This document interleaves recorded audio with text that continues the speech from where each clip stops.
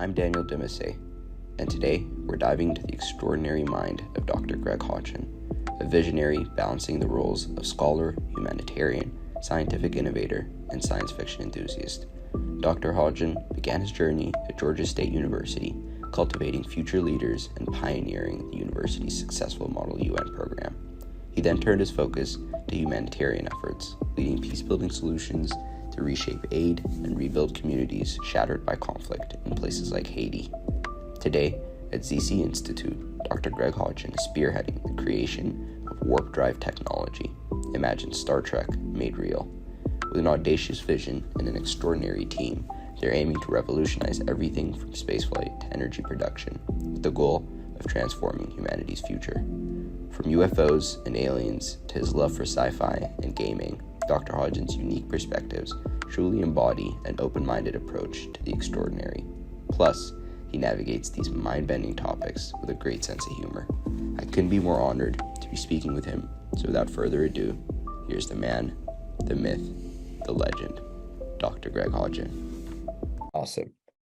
And so I thought that we'd start off by going through your educational journey from earning a BS in chemistry at Emory University and then studying history at Georgia State, and then later continuing to pursue a master's and eventually a PhD at Georgia State.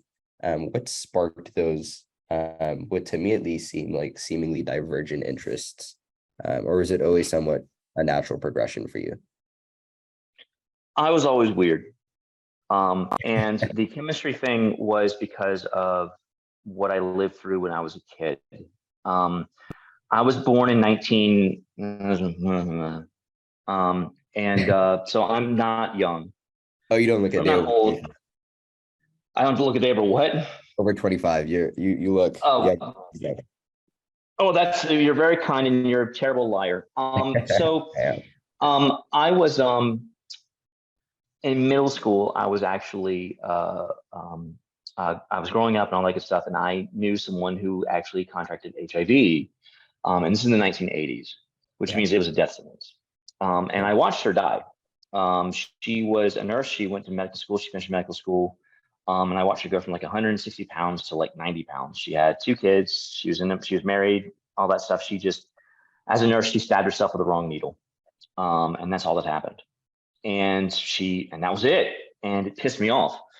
And I wanted to go into biochemistry and medicinal chemistry to see if I could fix that. So I busted my ass and I went to Emory, which was and still is one of the best schools when it comes to biochemistry and also public health, because the CDC is literally next door.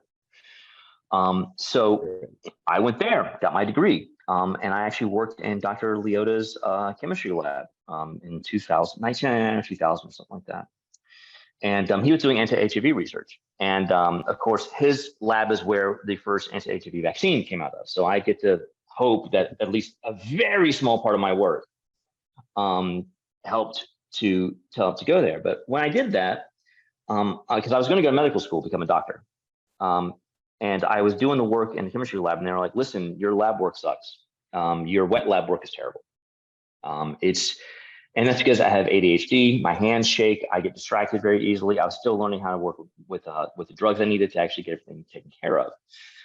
But having shakes in the lab when you're dealing with a lot of this stuff is not a good idea. It's not going to help you out. So I and I also have a pathological fear of blood. I shattered a shift at Emory University Hospital and I passed out, and I lost 3 pounds just from vomiting alone.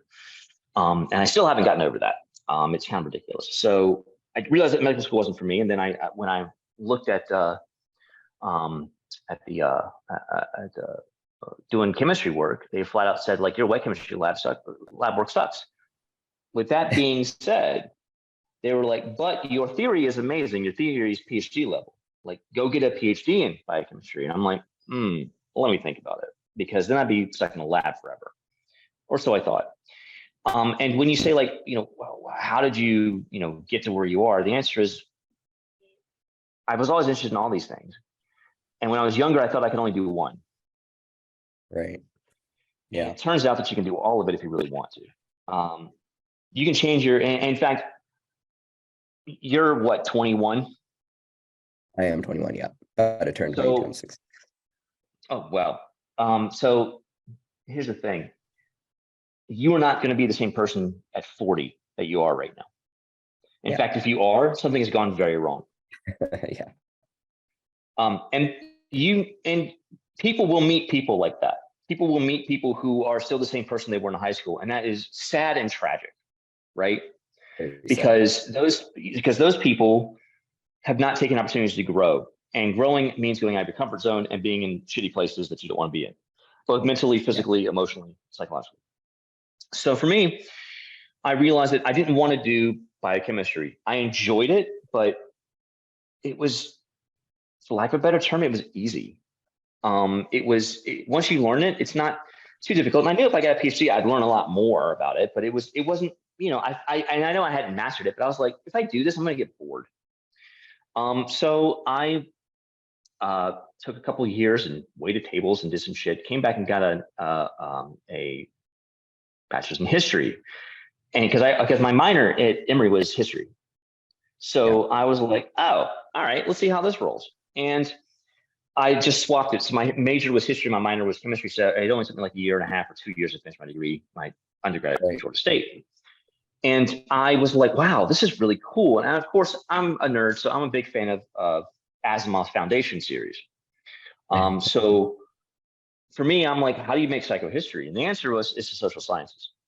And people think that the physical sciences are harder than social sciences, because social sciences is like, you're measuring things and there's beakers and Erlenmeyer flasks and things like that. Social sciences is just talking to people. And social science is much more difficult because in physical sciences, you have a lab and it's easy to test stuff. Social sciences, it's very difficult to test things, ethically, I should say. And so after I got the degree in history, I taught high school for 3 years because I was still trying to figure out what the hell I want to do. After those 3 years, I realized I didn't want to teach, not in high school at least. And I went to go get a master's in education, not in political science, because I was like, if I'm going to teach, let me, I should at least get paid better. I was in the College of Education for 1 semester, and I realized how awful it was. But I had always wanted to dabble in political science. Before I got my master's in political science, I'd never taken a single class in it, like not a single class. Yeah. I had no idea what I was walking into. So I sat down and I was like, oh my God, this is like history plus science, which is exactly what my first 2 degrees were. Yeah. And so I kind of took to it like a duck takes to water, and I was working on this stuff, and I started peace building, which at that point was actually called Tomorrow's Peacekeepers Today, because what we were actually going to do is we were going to train peacekeepers for the UN to use.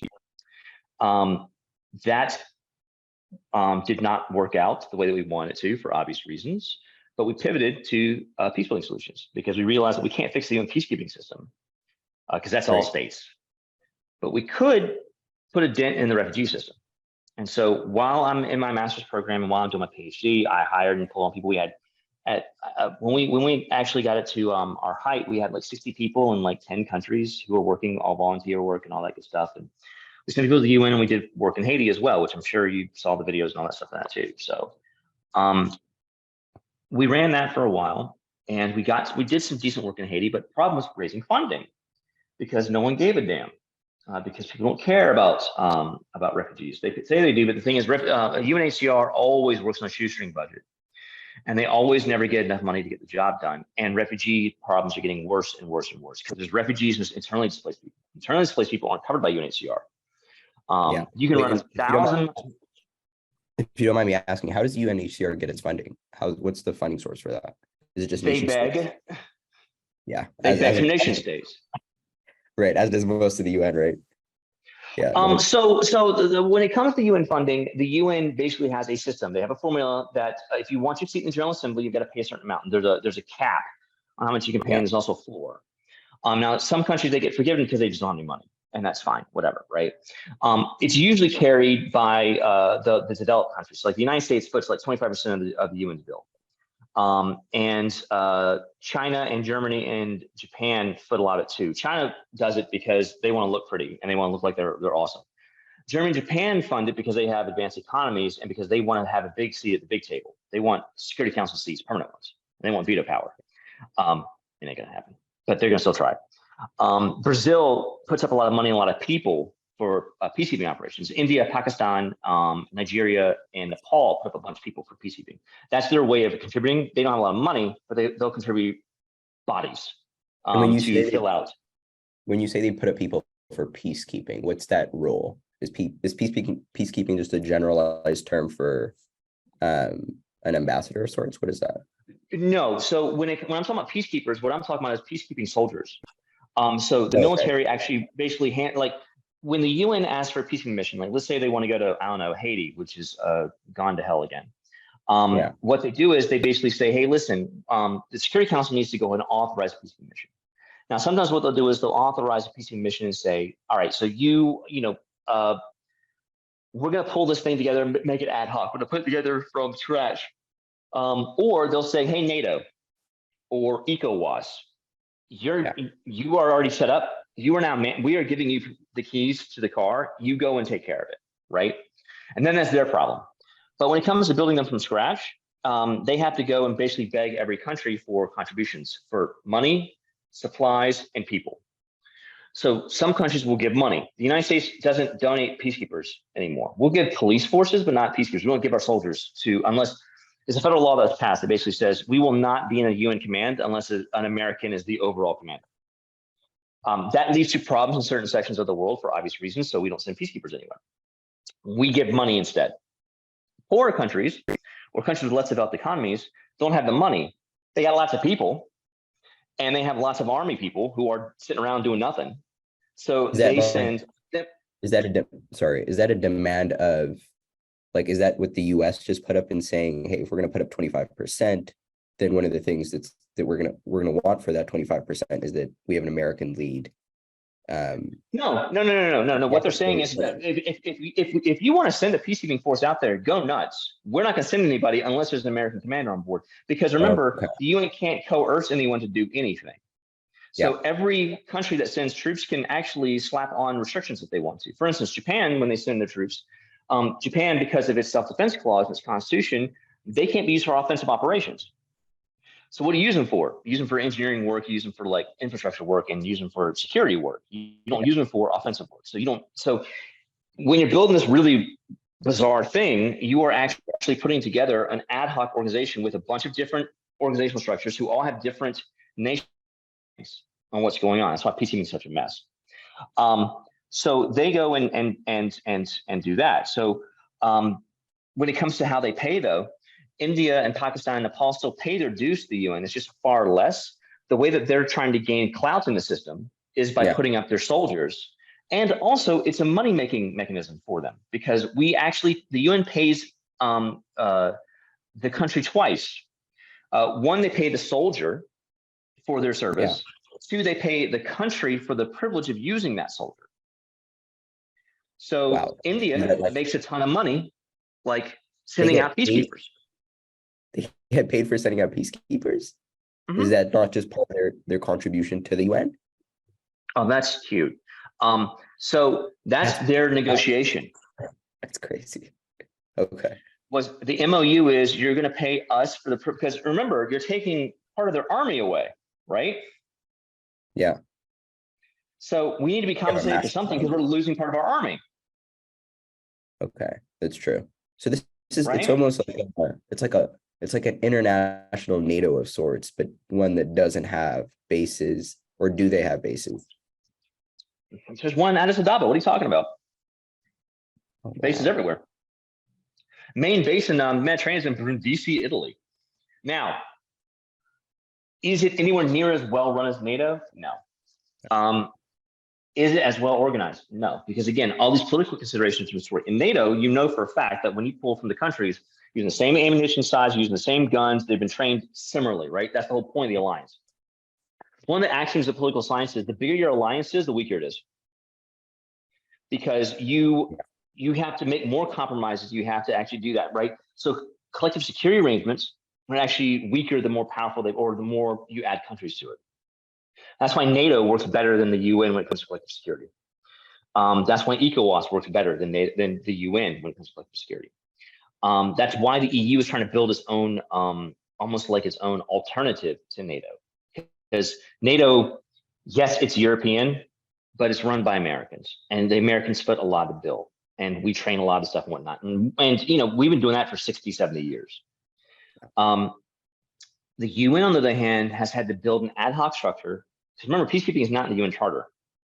So it doesn't exist. It's been made out of whole cloth because the UN Charter was written in 1945 and it's 2023. So they've had to invent all this stuff from scratch. They had to invent all the logistics, they invent all this stuff from scratch. And each mission is different. So and that's the other thing. DR Congo's mission is not Mali's mission, is not East Timor's mission, is not Haiti's mission, is not Eritrea's mission, because you and me was a totally different mission from these other ones, right? Sometimes you're building a state, sometimes you're just making sure people don't shoot each other. And each of these is going to require a totally different set of protocols. And so UN peacekeeping is always playing catch up. They're always fighting the last war and always fighting the last concept, right? So it's a total mess. And it's actually, when people go, oh, it's so inefficient, I'm like, well, of course it is, because no one wants to give it the power to do anything, right? Well, I mean, it's amazing to cover what they have. Like, given so much employment. Yeah. And the thing is, though, is that people kind of focus on the security aspect of the UN and they don't focus on the humanitarian aspect. And the thing about the humanitarian aspect is the UN, to the best of its ability, does a really kick-ass job with the limited resources that it has to do humanitarian and social, cultural, economic, and educational work. UNESCO is amazing, given the little amount of money they have. But no one wants to talk about the soft issues. They want to talk about the the security stuff, right? The UN has a very checkered history when it comes to international peace and security. But from a humanitarian perspective, the UN works miracles. They actually, they bake bricks without mud and straw all the time. And UNHCR has won the Nobel Peace Prize twice. So it's not, they're not screwing around. But to go back to your point, like about the funding, UNHCR gets a set budget from the General Assembly. Okay. UNHCR, however, that's their base budget to just run UNHCR, not to run all their missions, not to run actually all the programs. So they actually have to go and beg countries for money. And that's why if you go to like UNHCR.org, you can actually, you'll see the donor call. They're asking for money. There's also the reason why they have to contract a lot of the data out to nonprofits, because they just don't have the staff to go and count people in refugee camps. They don't have the staff to do those things. They can't do that. So they have to depend on third parties who are who have their own independent funding to do what they want to. The problem with that is that means that any nonprofit who's got some money can just walk in and do whatever they want to, because there's no accountability and there's no you can't exercise any kind of control or power over everybody. So UNHCR is basically first among equals. And I'll call a meeting and everyone shows up, but not locals, because they weren't invited and the language isn't in the local language. And and the UNHCR can only call so many meetings because they've only got so much cash, right? It's an outdated system that's doing the best they can with what it's got, and it's usually working at 25% of the budget that it actually needs to get the job done. So that's where a lot of the issues come in. And that's what I saw when I went to the field and did my dissertation research, was very much like, you see, people are like, oh, the UN's evil and it's full of a bunch of monsters. These are overworked, underpaid bureaucrats who are doing the best they can with what they got. And it's not enough. It's never enough. They know that. They get fucking burnt out. They get burnt out. Yeah. And they get burnt out because they know what needs to be done. They also know they're in a sclerotic, bureaucratic nightmare system that also has its advantages, because that bureaucratic system sometimes is there for a reason. It's there to stop crazy people from doing dumb things, right? Fair. Yeah. Okay. It is not the worst thing in the world. It's not the best, but it could be far worse. But if your mom worked at the UN, then like you're juggling stuff all the time. It's not enough time. There's not enough staff. Yeah. Or the staff that you do have might have been a political appointment, might have been nepotism, might have been someone who got the job because they knew somebody. This is especially true in non-Western countries, because it's like, it's patronage. I'm going to pay you off with like the cushy job at the UN. Now shut up and stop engaging in dissident behavior, right? In essence, it's being reassigned to Antarctica. And also they get a cushy job and they get left alone, but they still face the same existential crisis of too much to do, not enough time, not enough money. And no matter how you fix it, unless you drastically change the UN system, in essence, if the UN can't tax anybody, it's going to stay this way forever. It's just that simple. Yeah. And because of that, because the main people forget, the main reason states became states is because they needed money, so they basically created taxation systems. But what you use the taxation system at first to do you create internal mechanisms to enforce taxation. So a police and an army, so that you can collect money. So I can build a bigger army, so I can go take more shit. Like that's the story of modern states, right? And the UN, of course, does not have an army. People go, oh, well, the peacekeepers are not an army. They're called in for the mission. When the mission ends, they go home. There isn't a permanent standing force for the UN. In fact, they tried several times to create a standing force for the UN, and it fails for this exact reason. Because if they have an army, maybe they can enforce taxes, right? And there's been discussions of like taxing international armaments for 1% or an internet tax or things like that, and it just always gets shut down because people are like, I don't want to give the UN money that is not controlled by the states. The UN is a creature of the member states who made it, and because of that, it is hampered by that. So for me, doing this master's degree, doing this dissertation, working this and working in the field and seeing how the humanitarian system is so screwed up, I was like, unless someone can create a large amount of wealth to dump into the system, it's not going to get fixed. Yeah. And even if you did fix it, you're still putting a Band-Aid over a bleeding bullet wound because you are dealing with the symptoms of the problems. The main problem is the fact that there's conflict and there's people fighting over resources. Yeah, and that's not something that more than likely changes in the short term, right? Well, funny you should say that.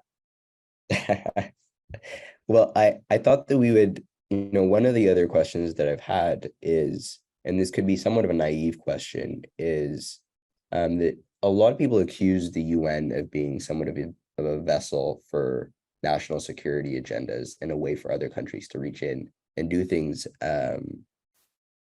with the idea that, it's somewhat morally right. It's a signal. It's legitimization. Mm-hmm. Right. What are your thoughts on that, and how real do you think something like that is? Yes, and yes. Yes. Okay. That's not a naive question at all. That's very much what happens. It is, Russia's a great example.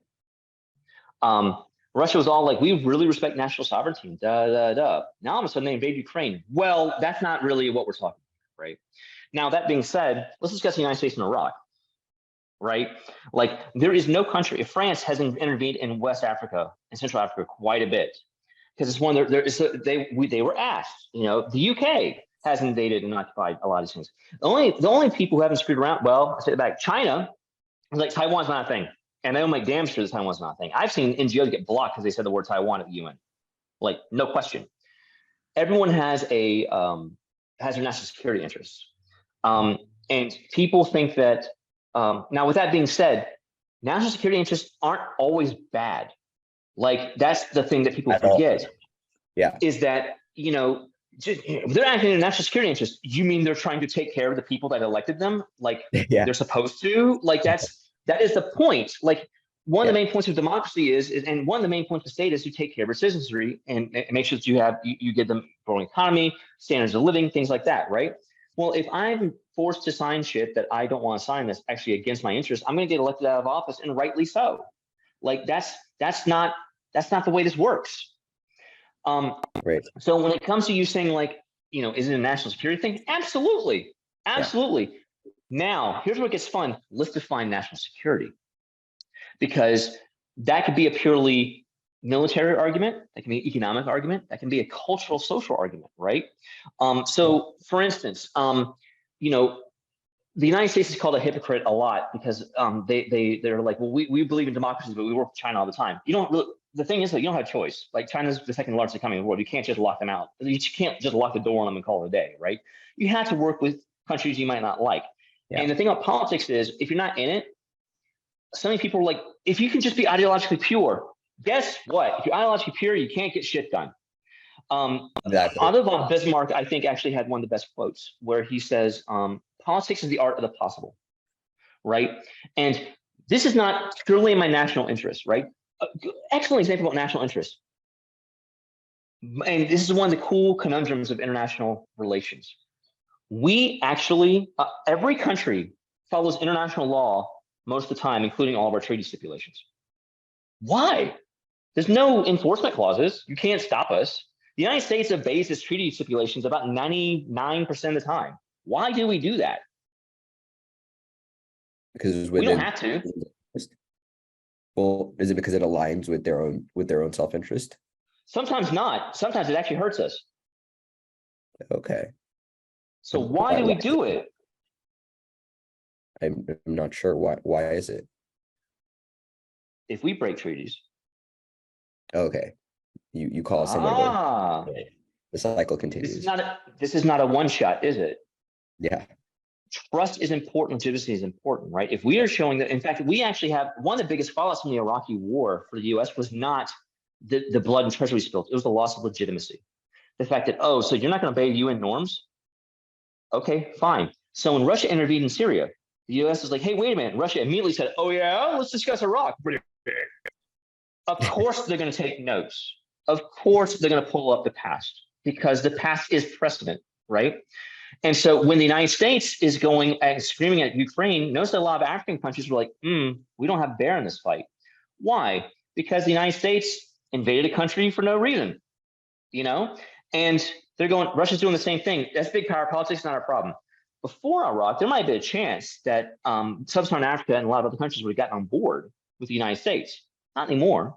The United States lost the moral high ground in that regard. Now, there can be an argument maybe they never had it, right? But they definitely don't have it now. So now we're trying, especially with the Trump administration, because the Trump administration did have a bad habit of like trying to ignore treaties. Sometimes they follow the letter but not the spirit, and so people were kind of concerned. And remember that Trump pulled out of the Iran nuclear deal, right? Now there's a very legitimate question of, well, if I sign a nuclear deal with somebody, how do I know that 4 years from now the next president's just not going to just yank it out from under us? It's the equivalent of treaties or contracts.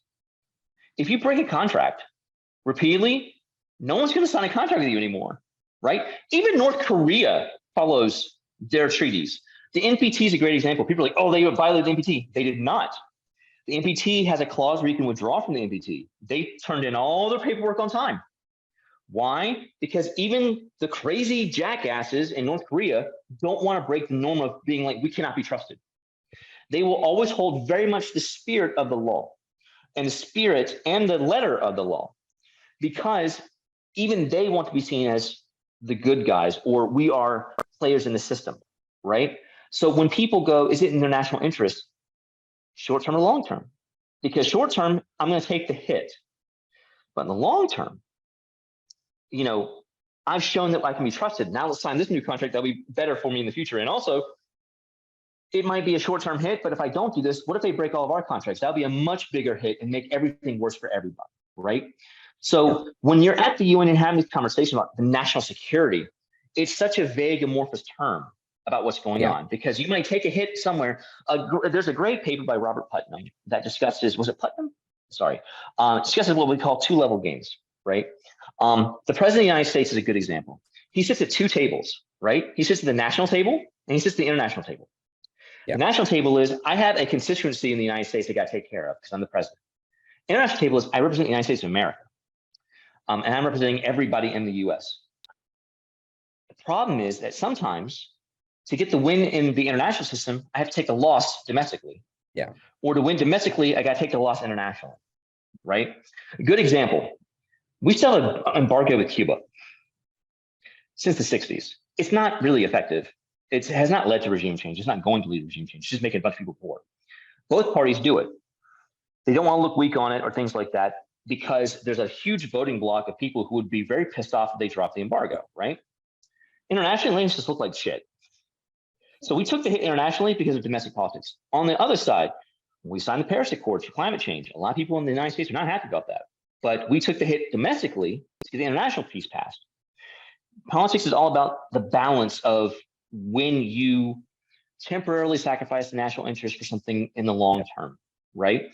And so when people discuss the national interest, like when the question that you ask is not naive, actually, the question that you ask is actually very insightful, because the question revolves around what national security actually is. And you can ask 5 different people what that is, and you'll get 10 different answers. Here's a great example that's going to blow your mind. Do you have a Coke around you? Coke, I don't. That's okay. What are the first 2 ingredients in Coca-Cola? Sugar and water. It's not sugar. It is water. And it's a sugar, but not sucrose. Okay. No, I don't. I don't. High fructose corn syrup. Oh, corn syrup. Yeah. Okay. Yeah. Now, every other country in the world, you can go anywhere. Ethiopia, Haiti, Mexico, China. It's sugar, it's cane sugar. Why does the United States use high fructose corn syrup as opposed to sugar? Do they have some sort of restriction in terms of imports, or? Oh, no. How about this? Where's most of the corn in the United States grown? I don't know, unfortunately. Midwest, Iowa, Kansas, Nebraska. These are the plain states grow like so much corn. It's ridiculous. Okay. Okay. Each of those states has 2 senators, right? Yeah. Cool. Okay. So in the Senate, when you're trying to pass something and someone's trying to take away your corn subsidies, you're going to vote no. Yeah. Interesting. Now, all of a sudden, even if you import sugar, what's cheaper? High fructose corn syrup, because the government's subsidizing it. Because of senators who are making a very rational decision for them that hurts everybody except for those states.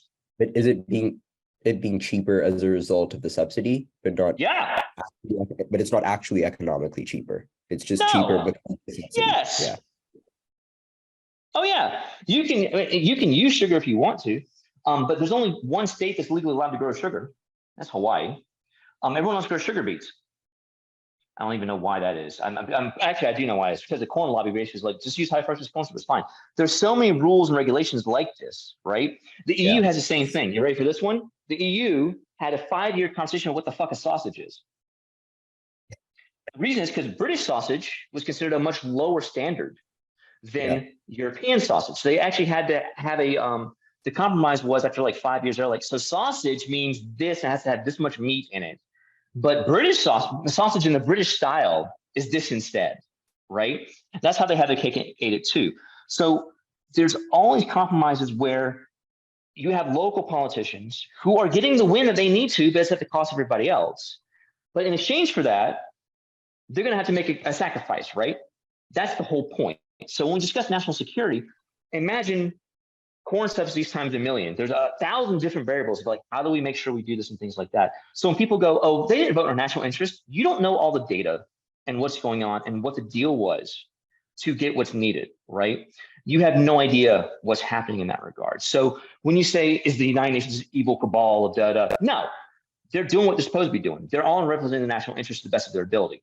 And no one sends their B team to the UN. They don't. And I'll tell you, and there's a reason why, because the Soviet Union did send the B team to the UN at the beginning. And they were boycotting the Security Council because, and if you know the story, stop me. They were boycotting the Security Council because they were like, please recognize the People's Republic of China and not the Republic of China, because the UN was recognizing Taiwan as opposed to the People's Republic of China as the actual China delegate. So the Soviets were boycotting. North Korea invaded South Korea. And the United States was like, hey, listen, we'd like a mandate to go and fight back. And if you're not sitting on the Security Council, you can't veto it, can you? So this Korean War was the first UN peacekeeping action. General Douglas MacArthur fought under a UN flag. In fact, there's a picture of my grandfather on the mantelpiece. He fought in the Korean War. And he told me, he was like, I fought under UN flag. I fought under Unified Command flag.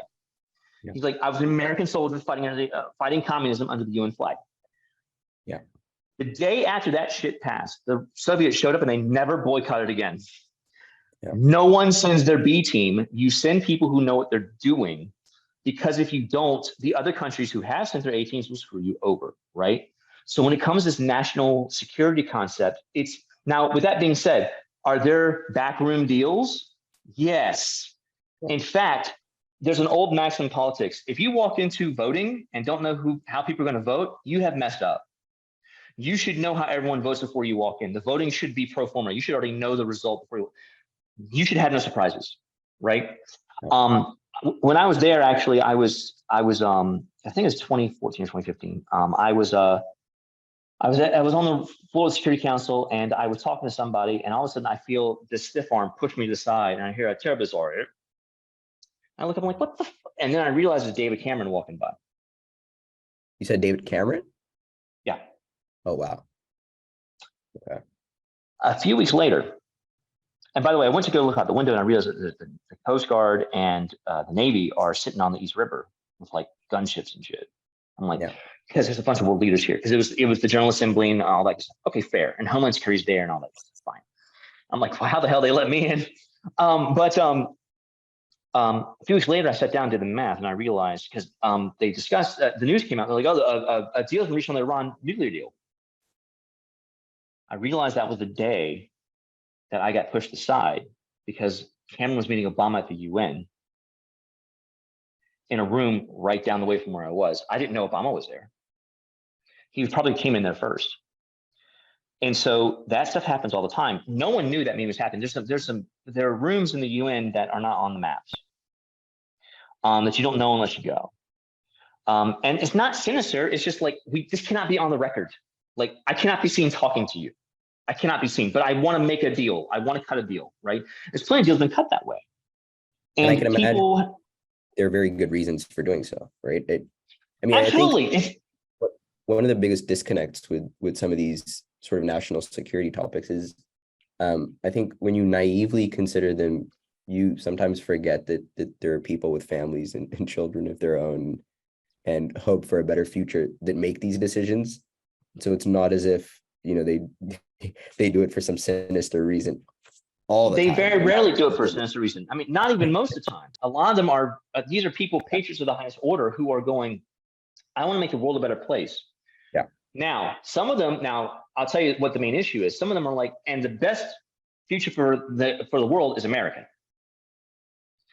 Now, if you're an American and you're a hardcore national security person who thinks America's the greatest thing in the world, you are right in line in policy. Sounds good, yeah. If you're talking to China, on the other hand, that is not going to fly, right? And so you can be patriotic and you can have a family and love them very much and think that you're doing the right thing. Hitler thought he was doing the right thing every morning when he woke up. What's your point? That doesn't matter, right? Everyone wakes up every morning thinking that they're the hero of their own story and everyone else is an NPC. And that includes a national security guy who's waking up and spying on people, because let's be honest, spying on people saves lives. It does. It absolutely does. You need intelligence. You absolutely do. Does that mean that they might morally bend themselves because they've convinced themselves of something? Absolutely. Does it happen to the UN? Absolutely. Are they doing it out of ill intentions? Usually not. Yeah. Usually not. Now, naivete and ignorance can play a part. I think one of the best things I've ever heard was, don't assume a conspiracy when incompetence can explain it equally well. Yeah. And the UN is, the UN is very much a good example of that. But why is it that again and again people feel, especially people in a position of power, feel as if, I'm not sure if it's that they feel as if the populace is somewhat ill-equipped to understand these things or just can't be explained to, because I feel as if most people, you could just sit them down and have a conversation with them about these things, and more than likely they'll understand them. But someone, do you disagree with that? Or do you feel here's the thing about that.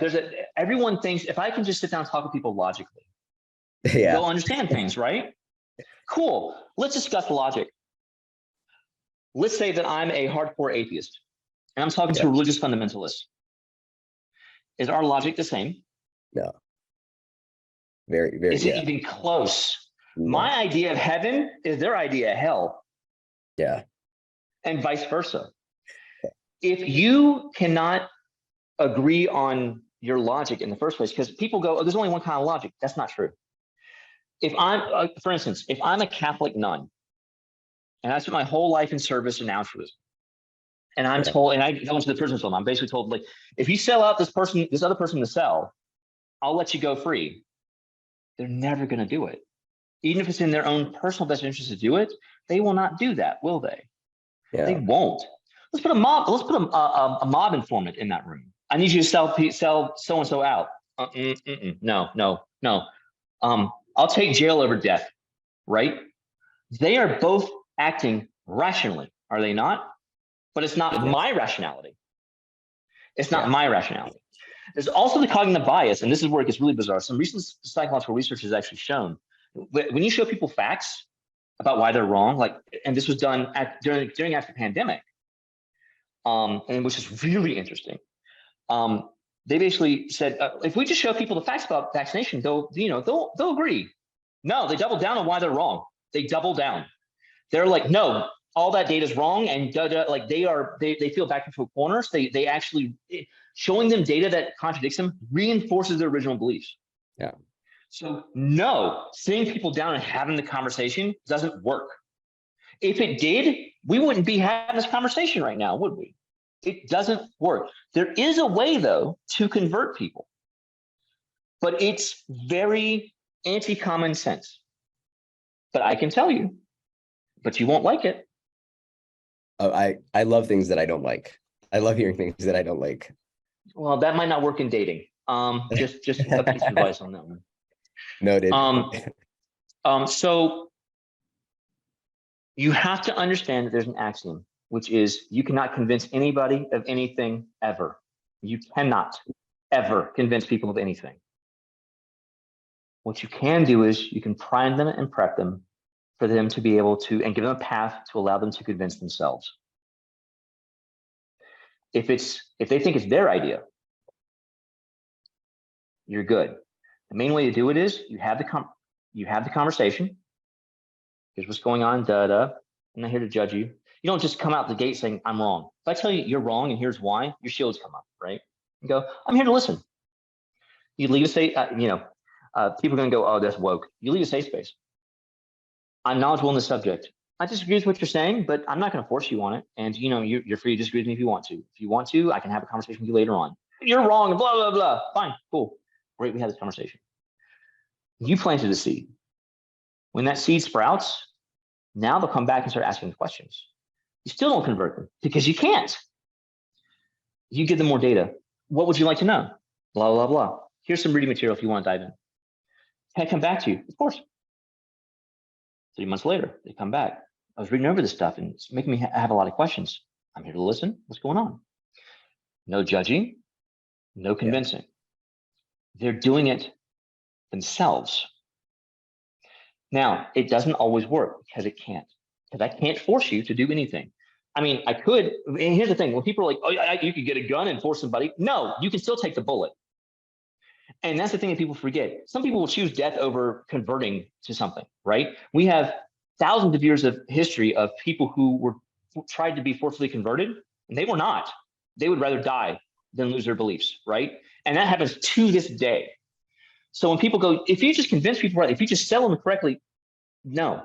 You plant the seeds, you till the soil and you plant the seeds correctly, and it will take time. That's the other thing people have a problem with is the patience issue of like, but you're wrong. I need to correct you right now. Now, if you're teaching, like if you're in a lecture and you're teaching material, that's a different story. I've only got so much time. If you're trying to convince somebody of a moral, ethical, political, social, whatever, like to change their mind about something in a very fundamental way, that's going to take a while. And again, you cannot do it. You can give them the tools for them to do it themselves. And when they do that, you say, hey, that's great. Yeah, I was just thinking about so-and-so. And of course, in your head, you're going, I mean, yeah, we talked about that 3 months ago. And I put that idea in your head. But now it's not your idea anymore, is it? It's theirs because it was planted in their soil and it's growing in their soil. And now it's become naturalized, right? Now it feels like it's coming from them naturally. People will always listen to themselves more than they listen to others. That's how it works. So to go back to your point, if you sit down and have these conversations and people will just listen, no, they won't. They won't, and they'll hate you. That's very true. And I think that's such a hard thing in some sense to accept for somebody who enjoys just the idea that you could rationalize with individuals. People are reasonable. But you can, and they are. But their reason is not your reason. Their rationality is not your rationality. Yeah, it's and that's the key. That's the piece that most people miss. They're like, my rationality. Everyone assumes that they're the normal, right? Yeah. My rationality is everyone else's rationality, right? Yeah. My normal, my logic, my rational is everyone else's. I was born and raised Southern Baptist, so for me, when I was very young, my rationality was very much like, of course, there's God and Jesus, and He died for us, and and here's the whole dogma and all that good stuff, and white people are superior, and so on and so forth. Like that's it. Like of course that's logical. Like that's just that's what it is, right? Yeah. How can it be anything else? Like, that doesn't make any sense whatsoever. Now I look back, I'm like, oh my God, what an idiot I was, right? But how could I possibly know? And the only reason I was able to get out of the hole is because people didn't try to convert me to agnosticism or have me question my religion. Things came up, and I found people who were willing to listen to someone who had different beliefs. Tolerance is the key when it comes to this. If a religious fundamentalist walks up to you and says, "Hey, listen, this is why you're wrong, and here's my Bible and whatnot," the best thing you can do is say thank you very much and walk away. If you want to convince them, say, you can have that conversation, but if their door is closed, you can't convince them, right? It's just not possible. Everyone makes the same mistake you do. Everyone assumes if we just give people enough data, if we just talk to people for long enough, they'll understand. Guess what? They think the same fucking thing about you. Exactly. And I think part of that, like, inability to reflect on that and understand that you don't have the moral high ground is in some sense humbling, but also it's needed, I feel. It absolutely is. It's funny you should say that, because one of the classes I taught like global issues, which is like a baby international relations. Yeah. And I had them write a policy paper. And the policy paper, I had them write, I was like, okay, so here's some international issues. So like deforestation or climate change or gun control or abortion or whatever, right? And children's rights or whatever. And I had them all fill out a quiz. And what the hell was that? Oh, sorry, my power went out for a second. No worries. Well, I'm glad I'm on the phone. I had them fill out like a quiz. And I was like, what are your stances on these things? So like, are you pro-life or pro-choice? Are you I had them fill the whole thing out. Then I assigned them the topic to write on. They got to pick the top 3 topics they wanted. And I assigned them the topic they wanted. I just told them to argue the exact opposite of what they believed in. And the amount of protesting I got, I don't care about their side. And my response was, if you cannot put yourself in the shoes of the other person, you will never convince them. Ever. And I said, if you want to do politics, and by the way, if you're in this class, you at least are dabbling in it, you must learn to think like somebody else. You must learn to think outside of your own box. And if you cannot do that, you will never do well in politics. And because a lot of people who take political science don't want to do politics, they want to do law. I'm like, if you can't put yourself in the other person's shoes, you will never understand their motivations or why they're doing what they're doing, right? You just will not. They bitched, they moaned, they whined, they hated it. They were like, this is terrible. I'm going to go to the dean. I'm going to talk to your chair. They do it. They bitch about it. Next year, they come back. Thank you so much for making me do that, because it's opened my eyes to see like people think differently from me. And I'm like, no shit.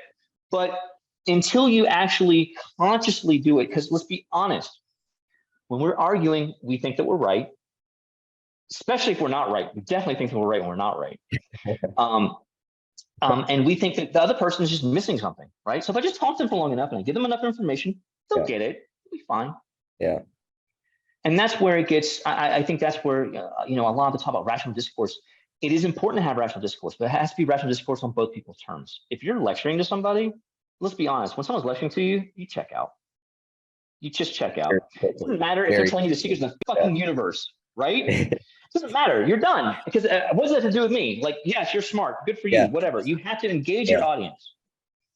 Right. And even that audience is one person. You still have to engage them and also give them the ability to admit to themselves that they're wrong. Or, quite frankly, and this is the part that's scary to people, you have to be able to admit that you're wrong. What if my beliefs are the incorrect ones? What if I'm the one who's off? And that is so scary for most people, because it's like, well, if I'm wrong about this, I could be wrong about everything. Yes, you could. Yeah. Yes, you could. You could be wrong about everything. If you don't walk in thinking that, you're in trouble. I could be wrong about absolutely everything that I know. Now, with that being said, I don't think I don't think I am. And I've worked really hard to make sure I stay on top of things, but I know that I've said things before that were wrong, and I do my best to try to fix them when I can. But just like everybody else, when I hear, well, that's not right, it's this, I just get this flare of rage of like, who the fuck are you? Right. Right. And we all get that, right? We all get who the hell are you? Why are you even having, really, why are we having this conversation? That's the unpleasant truth. you can convince people. And that's actually why we have long-term missions at the UN, to go back to that point. Yeah. Because those people build relationships. 6 months down the road, I know that you know this, and you were in Eritrea for 5 years. I learned this stuff from books. Tell me more about why this peace treaty isn't going to work, or why they're going to do X, Y, and Z. Tell me why the culture, or the social, the economic, or whatever issues. Tell me why I'm wrong. When someone comes up to you and says, "Give me," I want. When someone approaches you for information, that puts you in the driver's seat, right? If you're trying to force it down someone's throat, they're going to drive away every time. Yeah, and I think that's very well put, and I think something that's goes unsaid a lot, but is very good to internalize, because it's so core to the way that you explain things and talk to people about things, and watching you talk about it, I think you emanate that principle in a very clear way, and so. And I appreciate that, and it's taken me 20 years to get here, right? So when I was your age, I thought, such an arrogant shit. Yeah, I thought I knew. Yeah. Well, and you know about the Dunning-Kruger effect, of course, right? Yeah. And you know about both parts of it, right? Yeah. Okay. So that's the thing. When I was younger, I was like, I know so much about all this stuff. It's amazing. When I got my PhD and I finally finished everything, I turned everything in. I looked at the thing. I was like, I don't feel like I earned this. I don't know shit. I don't know anything. Now, with that being said, I realize I do in my field, my very small field. I'm the expert, and that's great. But now that I've been exposed to this, I know how much is out there that I don't know, right? Yeah. And I will say this: anyone who walks out of a PhD and thinks that they know everything, or has that kind of chip on their shoulder, missed the whole point of a PhD. A PhD is not designed for you to gain knowledge. Don't get me wrong. You learn a lot. It's really designed to tell you, to keep you humble, to make you realize how much is out there and how much you don't know. And that no matter how hard you try, you'll never get all of it. It's Pokemon with infinite expansions. You'll never catch them all, ever. It's not possible. That's okay. The quest and the acquisition of knowledge is a lifelong thing. And let's be perfectly honest, if you learned everything, you'd be bored. And that's the worst punishment I can possibly think of. And I think that's an awesome tangent. Pokemon is to. So I used to be an avid video game player. I played games like GTA. Call Me of Duty. Too. I didn't play those. I ran a WoW guild for 3 years. Okay. Which actually gives me management skills that are very useful during COVID, I might add. Right. That's what I was managing raids. Yeah, managing raids. Because I had a spreadsheet of like the healers and whatnot, and who I could slot in where, and how many hours we had, and all that stuff. How to distribute the loot, and we had a loot system and all that stuff. But I also play 4X strategy games. So I play Civilization, I play Stellaris, I play Crusader Kings. What's the other one? You mentioned your dad taught you how to play poker at 5, which I found fascinating. My dad taught me how to play. Yes, my dad taught me how to play poker, and then I cleaned him out. Because poker is two things. One, it's math, but it's also psychologists reading people, right? Yeah. And I also play like big, massive board games. In fact, I'm actually forcing my senior staff of ZC to play a board game when we actually all get together and we're actually finally getting decent salaries. The reason is not because I want to force them to play a game. The reason is because I believe that gaming shows you what kind of personality traits they have, what weaknesses they have, and what strengths they have, right? So when you're playing a 6-hour game that has several exit paths, like there's not just one way to win. You can win without firing a shot. You can win by just blowing everyone away militarily. There's plenty of ways to win. I want to see what your thought process is. Are you thinking tactically and strategically? I think that games especially teach you how to think tactically and strategically. Yes, it's a 10-turn game, and I'm on turn 1. If you're not thinking about turn 10 on turn 1, you're in trouble. But you should be focusing on turn 1. How is turn 1 going to get me to turn 10? And I think that this combination of tactical and strategic thinking is lost on a lot of people. They're thinking too short term. They're thinking too long term. I think that gaming especially really shows how to work your way through and how to work your way from a strategic perspective of how to get where you want to go. Because sometimes, and this goes back to the politics things as well, it's turn 3. I cannot go forward, right? I can't gain anything. Can I ensure that I don't lose anything? Because that can also be a win, right? Just staying in the same spot in some games is very useful sometimes, right? Can I at least not lose the progress I've made? Cool, I can do that. And if I do that, next turn I can keep moving forward, right? Like But if you think like I have to keep moving forward, I have to keep doing X, Y, and Z, you sacrifice your long-term goals for short-term goals. So for me, gaming has this very cool overlap with politics and diplomacy and leadership, because if you can't think short-term and make it serve long-term, that's a deficit that needs to be addressed. But you were saying you play some FPSs, so do it. Yeah, no, I played Call of Duty, played GTA Online, and I play poker roughly every Friday or Saturday night. And it's just and I love how you've described before how like games are a good model for the sort of game theoretic approach that happens in business. And I found politics. that And politics. and politics. And I found that to be very interesting. What is it? Are there any specific aspects of games and gameplay that you find ports over to the business world that you've sort of in your experience now? Absolutely. It is the one, stamina. Can I stay in the 6-hour game? Right. Okay. 2, can I get distracted from the overall strategic goal? 3, can I wed my tactical moves with strategic moves? Like, again, on turn 1, am I thinking about turn 10? Can I come up with alternatives? So what if what if the path to victory that I want is blocked? Is that my only path? If it is, I've made a mistake. Right? Now, as the game goes on, the paths decrease. That happens, right? And you got to settle on one. Are you too indecisive? Do you keep all your paths open for too long and you don't commit to one? Right? So from a game theory perspective, game theory especially, it's designed to kind of minimize the number of variables that are present. That's why I like gaming in general, because there's so many variables that have to be taken into account. And there is no pure way to maximize or optimize your gameplay when you have that many variables. Perfect example, play any grand strategy game and they have the best AI that money can buy. They suck at it because it's difficult for the computer to really weigh those things. Even AI isn't going to be able to do it well.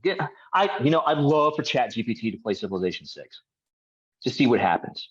I'm willing to wager it's going to die in a pile because it's not going to be able to really figure out what's going on, right? Those are really important lessons from a business perspective. Also, games always have resources, and those resources are always limited. How do you efficiently maximize your resource allocation expenditures? Gee, what's that called? Business. That's exactly what a business is, especially as a startup. You've only got X amount of resources. That's it. Where are you going to put this stuff? And as with any good game, the game I used to play when I was a kid, and I don't know if I've ever talked about this before. If you want to look it up, you're welcome to. It's a game called Starfleet Battles. Oh, I did. Yeah, I just looked it up right before this. It's the board game, right?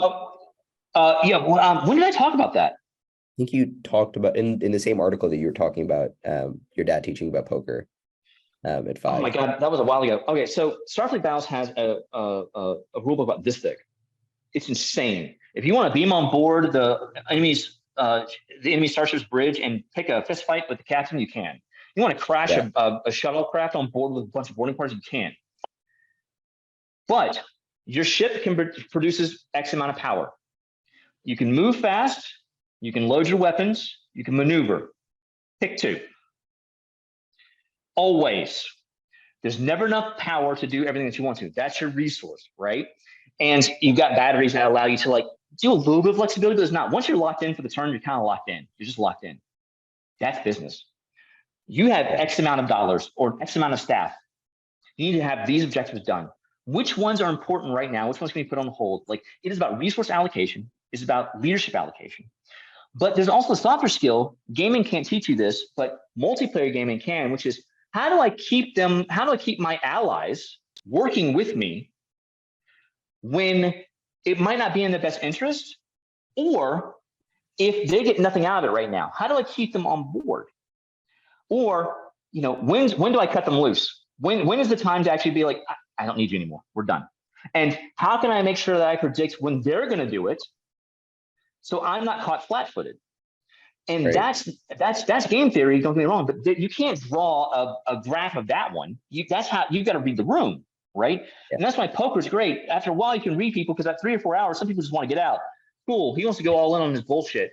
Now's the time to go ahead and call them. Let's just go ahead and cash them out and call it a day, right? But you got to have the stamina. You got to be prepped for that, right? Because most of the time in poker, let's be honest, what do? You fold. You're folding, unless you got a good, unless you got a strong hand, you're folding. And now, now of course those variables change when it's one-on-one, because now I'm playing my 7-2 offsuit because I have a choice, right? But otherwise, you are hedging your bets and you are waiting for that good hand to come in. You're being patient. You're waiting for your time to strike. That's business. Like all of these, I would say gaming and video gaming as well as this are all about this. Even FPSs. Any 5 randos will get their asses beat by a team every time. Yeah. Why? Because the team's coordinating. Coordination and organization is what is our superpower as human beings. When we coordinate, like, because let's be honest, from an evolutionary standpoint, what do we get? We got no claws, we got no fur, we got no like venom or poison. We can't swim in the water, we can't breathe water. We can run. Yes. We're stamina. We're amazing. That's about all we got. And we got our brains, right? But brains turn into soup when you smash them against the wall, right? We also have the ability to coordinate. Communication and coordination allows us to take down that lion or that tiger, right? Or take down that mastodon, or I don't know, we can coordinate a big, massive army. And now we can go take someone else's shit, which is how states began.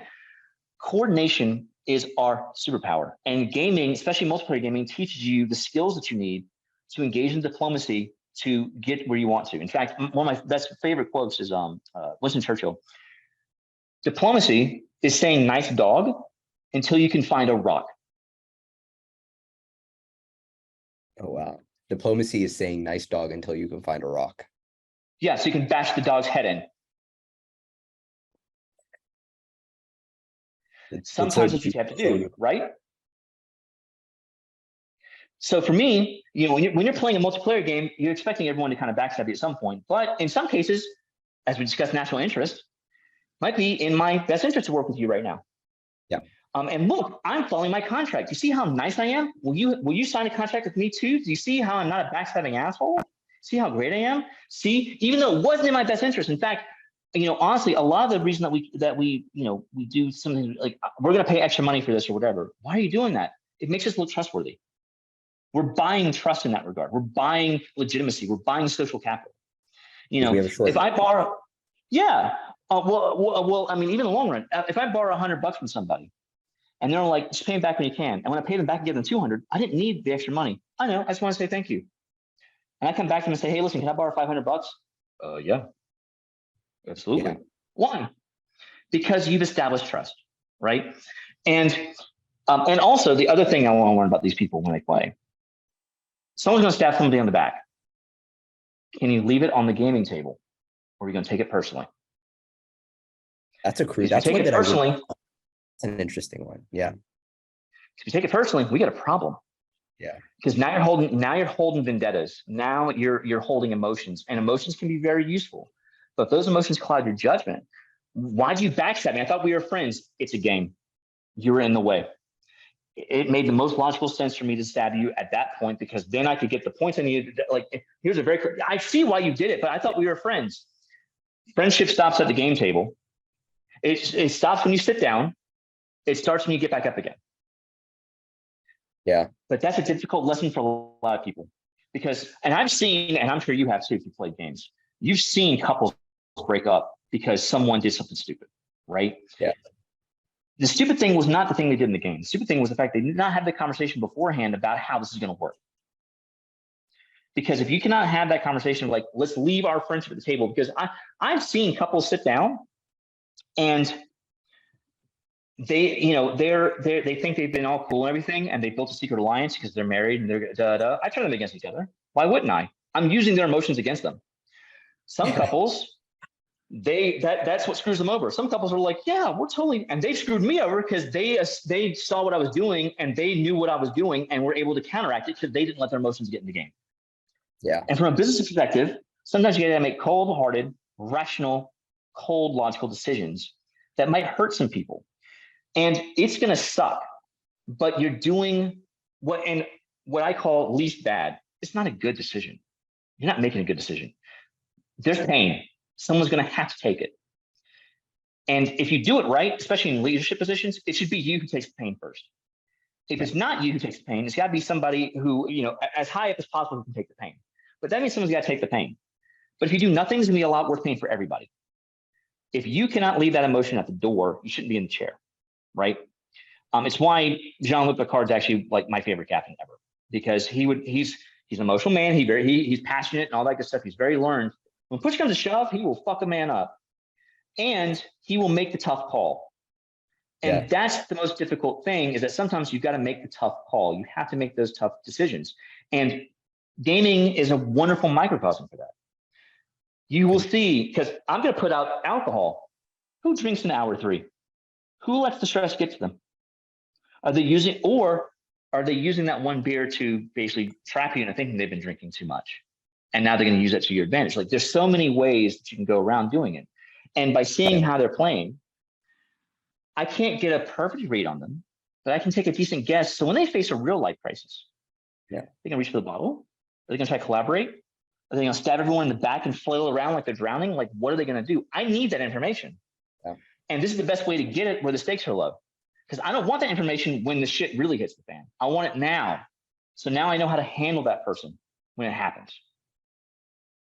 I think that's very well said. And I mean, speaking of leadership, you are the leader of the ZC Institute, which is on a very bold mission, one that I just find it. I mean, it was so outside of my possibility space when I heard about ZC and the idea that there were individuals, because it just never struck me as something that someone would logically sit down and actually try to start a company around, and then gather a bunch of other people that were also rational individuals that weren't like, because I always find that it's people, and I don't want to be overly judgmental, but I always find that it's people, especially in regards to things like fusion and warp drive outside of. Excuse me, just so you know, we close at 4. And I've always found that it's people that are, somewhat woo-woo, people who don't try to do things in an analytic and rigorous way, that get into stuff like that. But then finding out that there's a group of people that have come together and have formed an institution to try to do that in a rigorous way, is just so deeply inspiring, and something that I've been looking for in the world and trying to see more of in the world, but haven't seen, because it just feels like anytime you delve into that world, it's like you're just immediately at least I'm immediately repulsed by it. And so I find that fascinating. Why are you repulsed by it? Because I try to go in and see what people are doing at the frontiers. And but the frontiers are full of nutcases, right? Right. And I find that, yeah, exactly. And more often than not, you end up crossing paths with people that are like that. And it taints the whole field for you. But I know, but I'm very cognizant of the fact that there's a lot of people who aren't nutcases at all. Sure. And think about these things. Well, plenty of people called me nuts, so. Yeah, but that's a very different paradigm, though. I think you're trying to do things in a very serious. But people don't see it that way. There's plenty of people. I talked to plenty of investors who are like, "That's crazy," and I would never have anything to do with it. I'm like, then you're the one person to talk to. Someone thinks because everyone. It's still in the realm of like science fiction. It's not something feasible, or they might assume there's just no. But it's not. Yeah, but that's one of the things, is that if you explain to people that there's economic viability to this isn't just something that I'm doing for the shits and giggles, for just for the sake of doing it. I think for example, a VC investor or otherwise would understand these things as just being. It depends on the VC investor in question, right? Because again, this is about people. There are plenty of VCs who look at me. In fact, the first 6 months I was trying to raise, I was talking to VCs, and they're like, "Can I get my money back in 18 months?" No, it's not going to happen. Like they just shut it down, because there's no way I can give them back the money in 18 months. We'll be lucky if we're able to make $1 within 3 years, because it's about patent acquisition, right? And IP acquisition and licensing. We're not gonna make $1 for the first 3 years minimum. And that's if the stars align correctly, right? This is more like biotech. This is an 8 to 10 year turnaround. So Exactly. I realized I was talking to people who were too short term, right?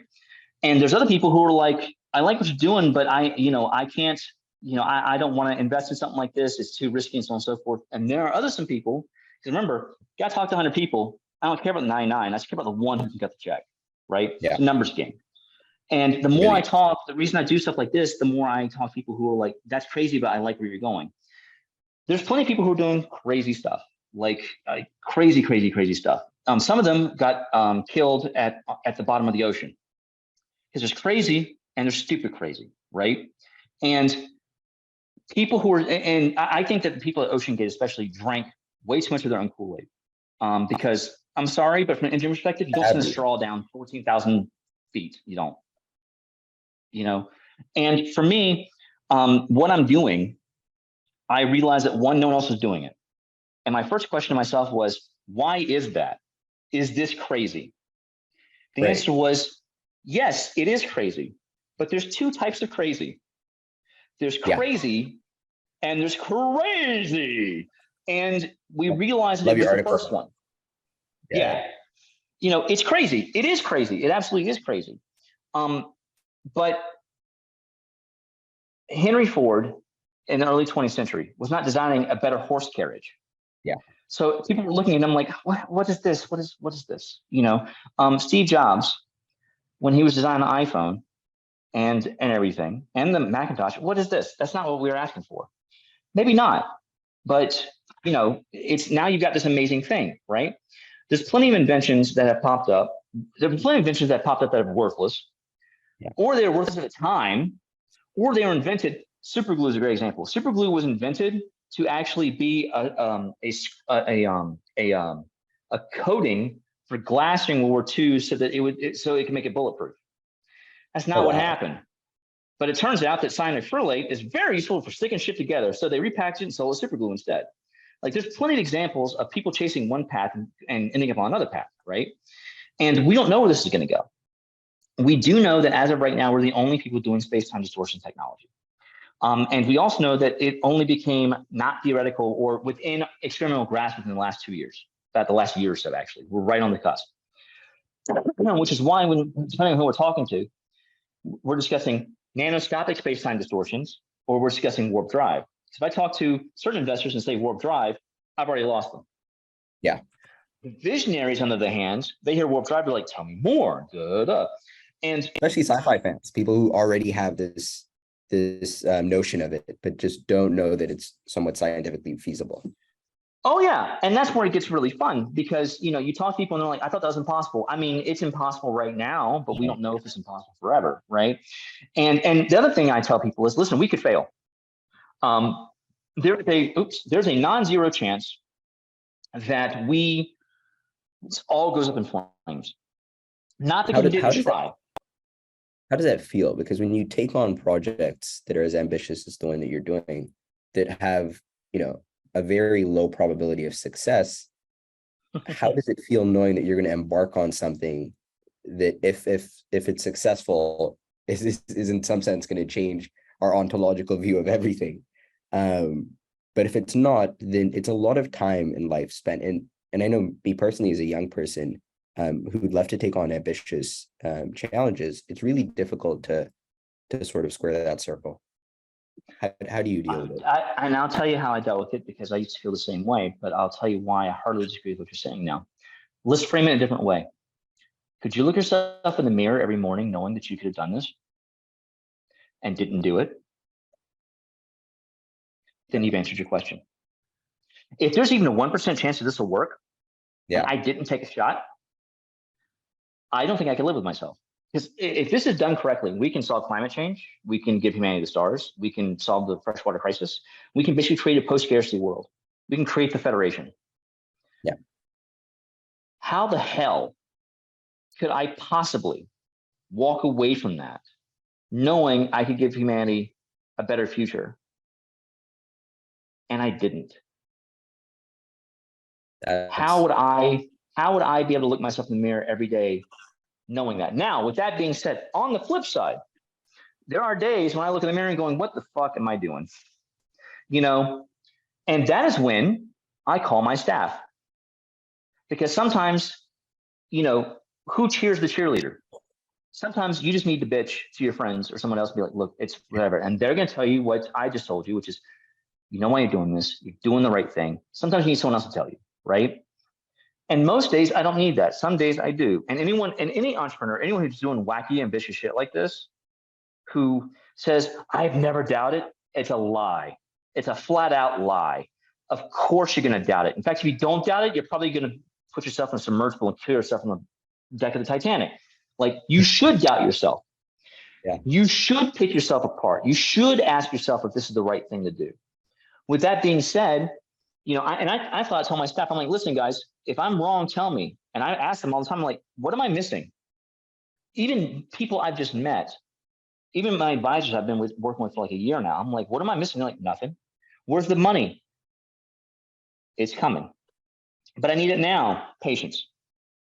And the quote that we use is, someone else has our money in their bank account. They just don't know it yet. Yeah. And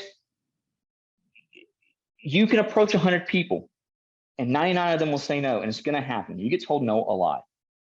Big deal. One is going to say yes. And that's the part that's the draining part, right? Is the fact that you've got to deal with all those no's. But the no's I look at as a gift.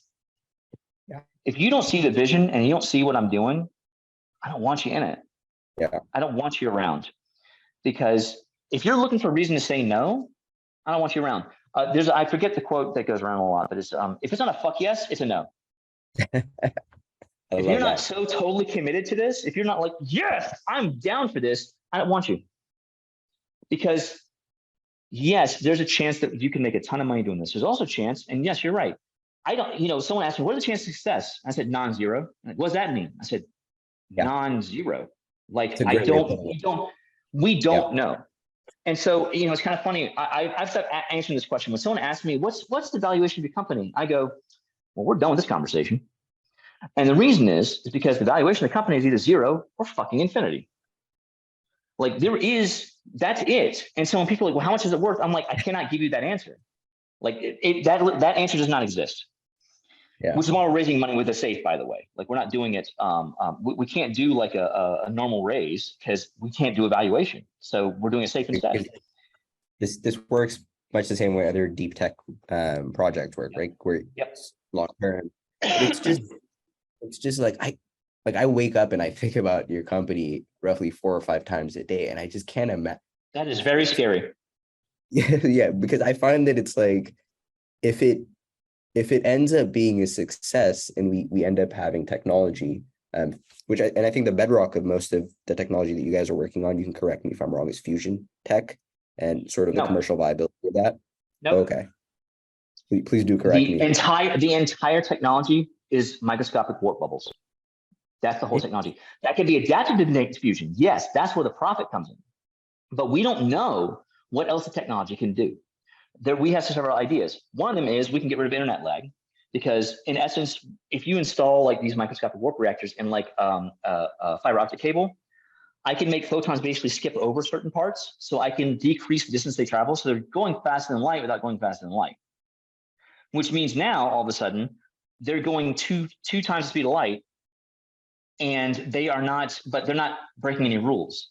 Right. Congratulations, I can talk to Australia with zero lag. There are people who would stab me for that, right? There's all kinds of applications for this thing. There's a chance to actually create small ships where I get in and 4 seconds later I'm in Addis Ababa, and from Atlanta. So the fusion is a very important part of it, but that's not the main tech we're worried about, because the underlying tech of the fusion reactor is the microscopic warp bubble. That's the key.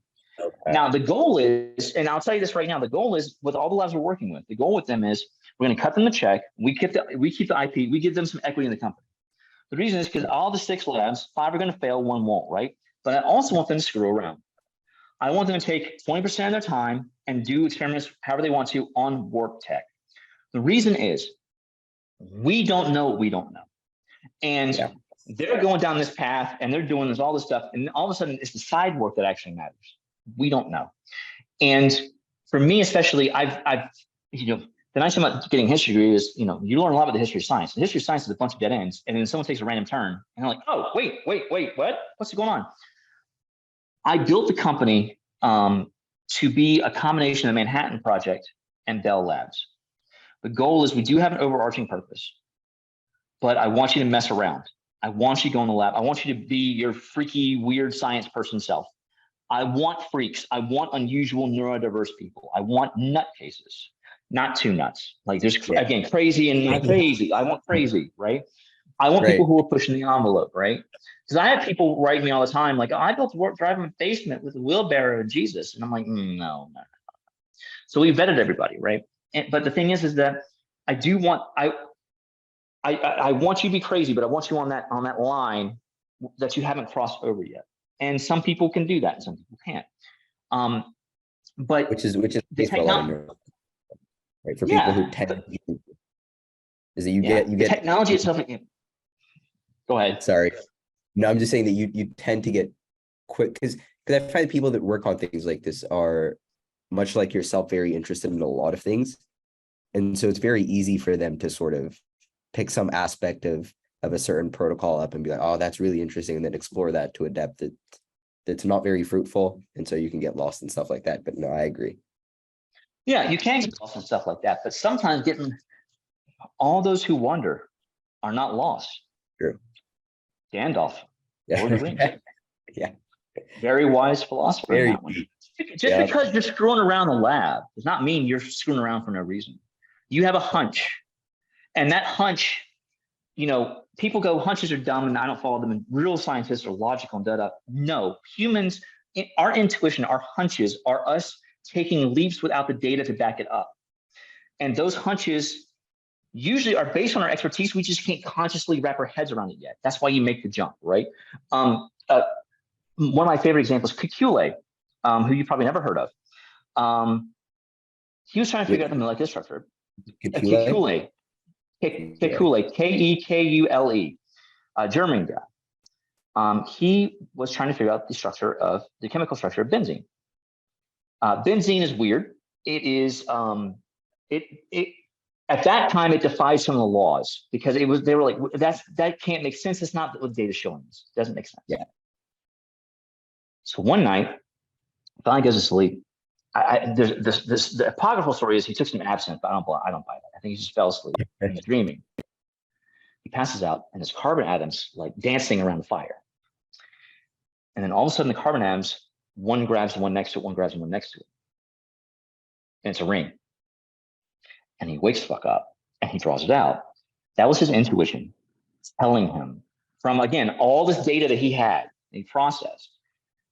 This is what it looks like. Guess what? C6H6, benzene, that's what it is. It's a ring structure. It's a stable ring structure. That's what it looks like.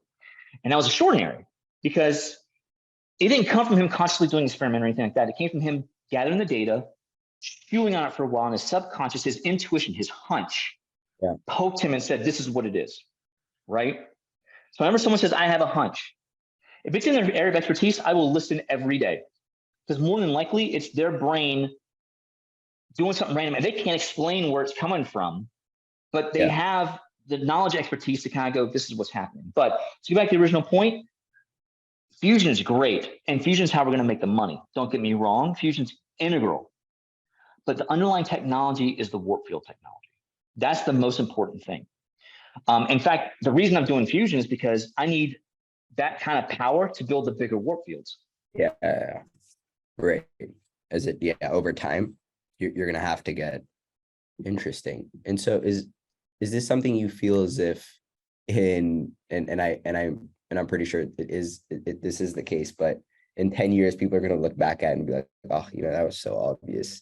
I mean, this guy was doing what was always so obvious to all of us. Because it's always the case that a couple of decades after an individual does something that sounds extremely heretical, it somehow becomes very obvious to everyone else. So have you heard the story of Columbus's egg? I have not, I don't think. Okay. So Christopher Columbus, who was a maniacal jackass dictator, egomaniac, slaver, genocidal person, did something good. It's a practical story, right? But you'll understand why I'm telling you this. Chris Columbus is at the King of Spain and they're having a reception or whatever, and so on and so forth, and so on. And he's like, it's not that big a deal what you did. Like anyone could have sailed west and found a new world. Like you were just the first. Like anyone could have done that. And Chris kind of looks at the guy and doesn't punch him. Good for him. And says, okay, fair. But I'll tell you what, let's do this. I want you to he basically reaches over the table and pulls out a raw egg. And he says, I want you to take this and put it on its small, I want you to balance it on its small, on the small edge, on the small part on the table. Stand it up on the table off the small part. And the guy works it a while. He's like, I can't. Chris taps it on the table to break the shell just a little bit, puts it on the table. He says, if someone shows you how to do it, it's easy, isn't it? Yeah, right. It's very well said. Very, very well said. And I think that's something similar might happen if this works out. If it doesn't, then I'm just a nutcase. And that's fine. Like I've been called worse. I've dated people. So it's being ridiculed and being called whatever. Yeah. Whatever. Like it's I think it was Kobe Bryant who has like the arena, the speech, the arena tattooed on him or something like that. And if you don't know the speech of the arena, it's basically like, listen, if you're not the one in the arena, you're not the one who's actually in the field doing the stuff, don't comment. Yeah. Don't make, and it was Teddy Roosevelt who said that, right? And Teddy Roosevelt was a great man and also a jackass. I mean, he's a complex guy. Like, he's like, let's preserve parks, but racism is fine. Like it was kind of interesting. But one of the things I really liked about him was the fact that one, he was a badass motherfucker who got what he wanted regardless. But two, he very much was like, listen, if you want to criticize me, come into the ring with me. I will listen to anything that you say if you're in the ring with me. If you're in modern day terms, if you're a Monday morning quarterback, you can go bite me. I don't care. Like, I don't care what you have to say. And when you're doing wacko shit, you got to build a tough skin. The good news is, doing nonprofit work for 14 years, you build up a tough skin. Yeah. Being told no 5,000 times just hardens you sometimes. Now, with that being said, there is a line. And that line is, if at first you don't succeed, try again, right? If you still don't succeed, maybe you should quit and don't be a fucking idiot. Because it really does, because, if you are if you want to be a ballerina and you have balance issues that are neurological in nature and you cannot cure them, I don't care how hard you work. There's a great NBA quote, you can't teach height. You sure can. You sure can. So if you're 5 feet tall, great. You're not going to be at the same level as Michael Jordan or Kobe Bryant or somebody else of that nature. You're just not.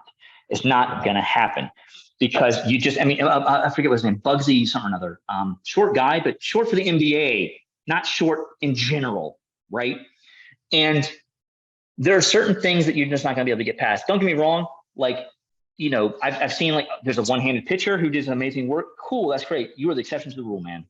If you're blind, you ain't playing baseball. Yeah. Let it go. Right.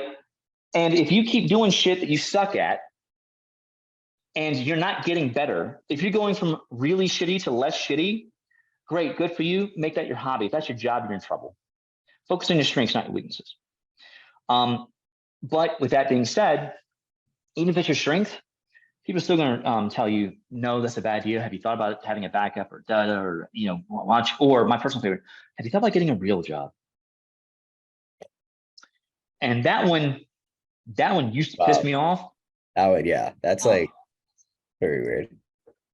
Well, yes, but they're like, well, how are you getting paid? And I'm like, well, I'm pulling from my savings. I got credit. I'm trying to show my credit. They're like, I mean, isn't that going to ruin your future? I'm like, not if this works. But what if it doesn't? I'm like, and that's great. Don't get me wrong, but if it all goes to shit, that's fine. But it won't go to shit for a while. I've got plenty of runway. I shouldn't say plenty. I got some runway.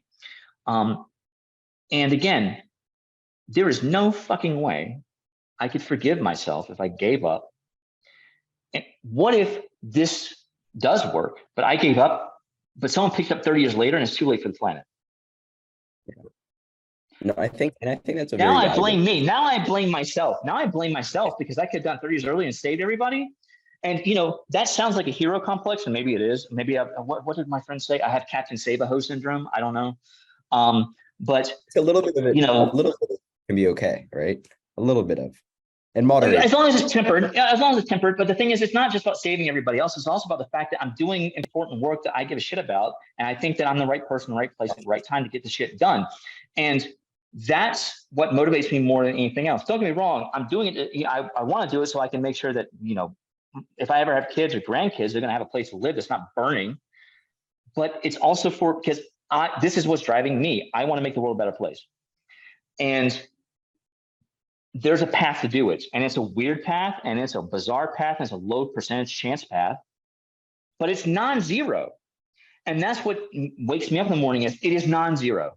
I still see a path forward. If I still see a path forward, I'll do it.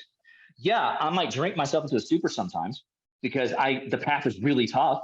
Yeah. That doesn't mean I'm a stubborn son of a bitch. I don't like taking no for an answer. I'm stubborn as can be. Yeah. Well, yes, but I mean, it gets you in trouble sometimes, right? Like sometimes, there's a reason people tell you no. Like, be stubborn with a cop, see what happens. Yeah. There's a time and a place to be stubborn. Yeah. And it takes a lot of people a lot of time to figure that one out. There's a great, I can't think the name of the French philosopher, but he basically says something effective. Life is only lived forward, but only understood backwards. Right. And I think this is one of those things where there's also this aspect of it that's just in some sense going to happen either way. Like we're eventually going to have to develop something like a warp drive. We're eventually going to develop fusion. And so I think no, we don't. We can just kill ourselves. That's always, yeah. See, and that's the other thing too. Like it's, people are like, well, we assume that technology always moves forward, right? But that's only been true for the past several hundred years. We've had the Romans are a great example. Yeah, the Romans had this amazing empire, like concrete and all this good stuff, and then 400 or 500 AD comes around, nothing. Imagine living in like 550 AD. You were standing around aqueducts that no longer work and these amazing structures. All this stuff, like who are these gods? And now I can barely get water. Like just because technology's moved forward the way it has, does not mean it's going to do it forever. And when people go, it's funny when you say that because there's a big assumption in what you're saying. The assumption is we'll just keep moving at the same pace that we're doing. What if we don't? What if we hit that singularity, or what if AI takes over, or what if we bake ourselves too fast? What if our population rate drops so much that we don't have enough kids? There's a lot of stuff that can go wrong. Now I cannot fix all that, but when people go, oh, we can just move forward, there's still. That's why for me, if I wanted to take a break, if my assumption was technology is just going to keep going whether I'm involved or not, I think that's an erroneous assumption. One, and two, what if it doesn't? What if 30 years from now it all falls apart because I didn't do this? Now now that I say it, that comes across as quite egotistical. No, but I think it's true on many levels. I don't think it could be. I don't know. That's the fun part, right? But the thing about I don't know is that means it's not a no.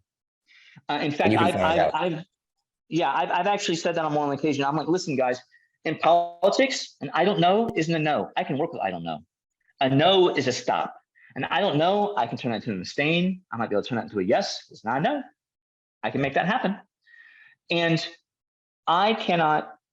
When people say, oh, you can't do this. Yeah, it's a punch in the face sometimes, especially for someone I care about, right? Someone I respect their opinion.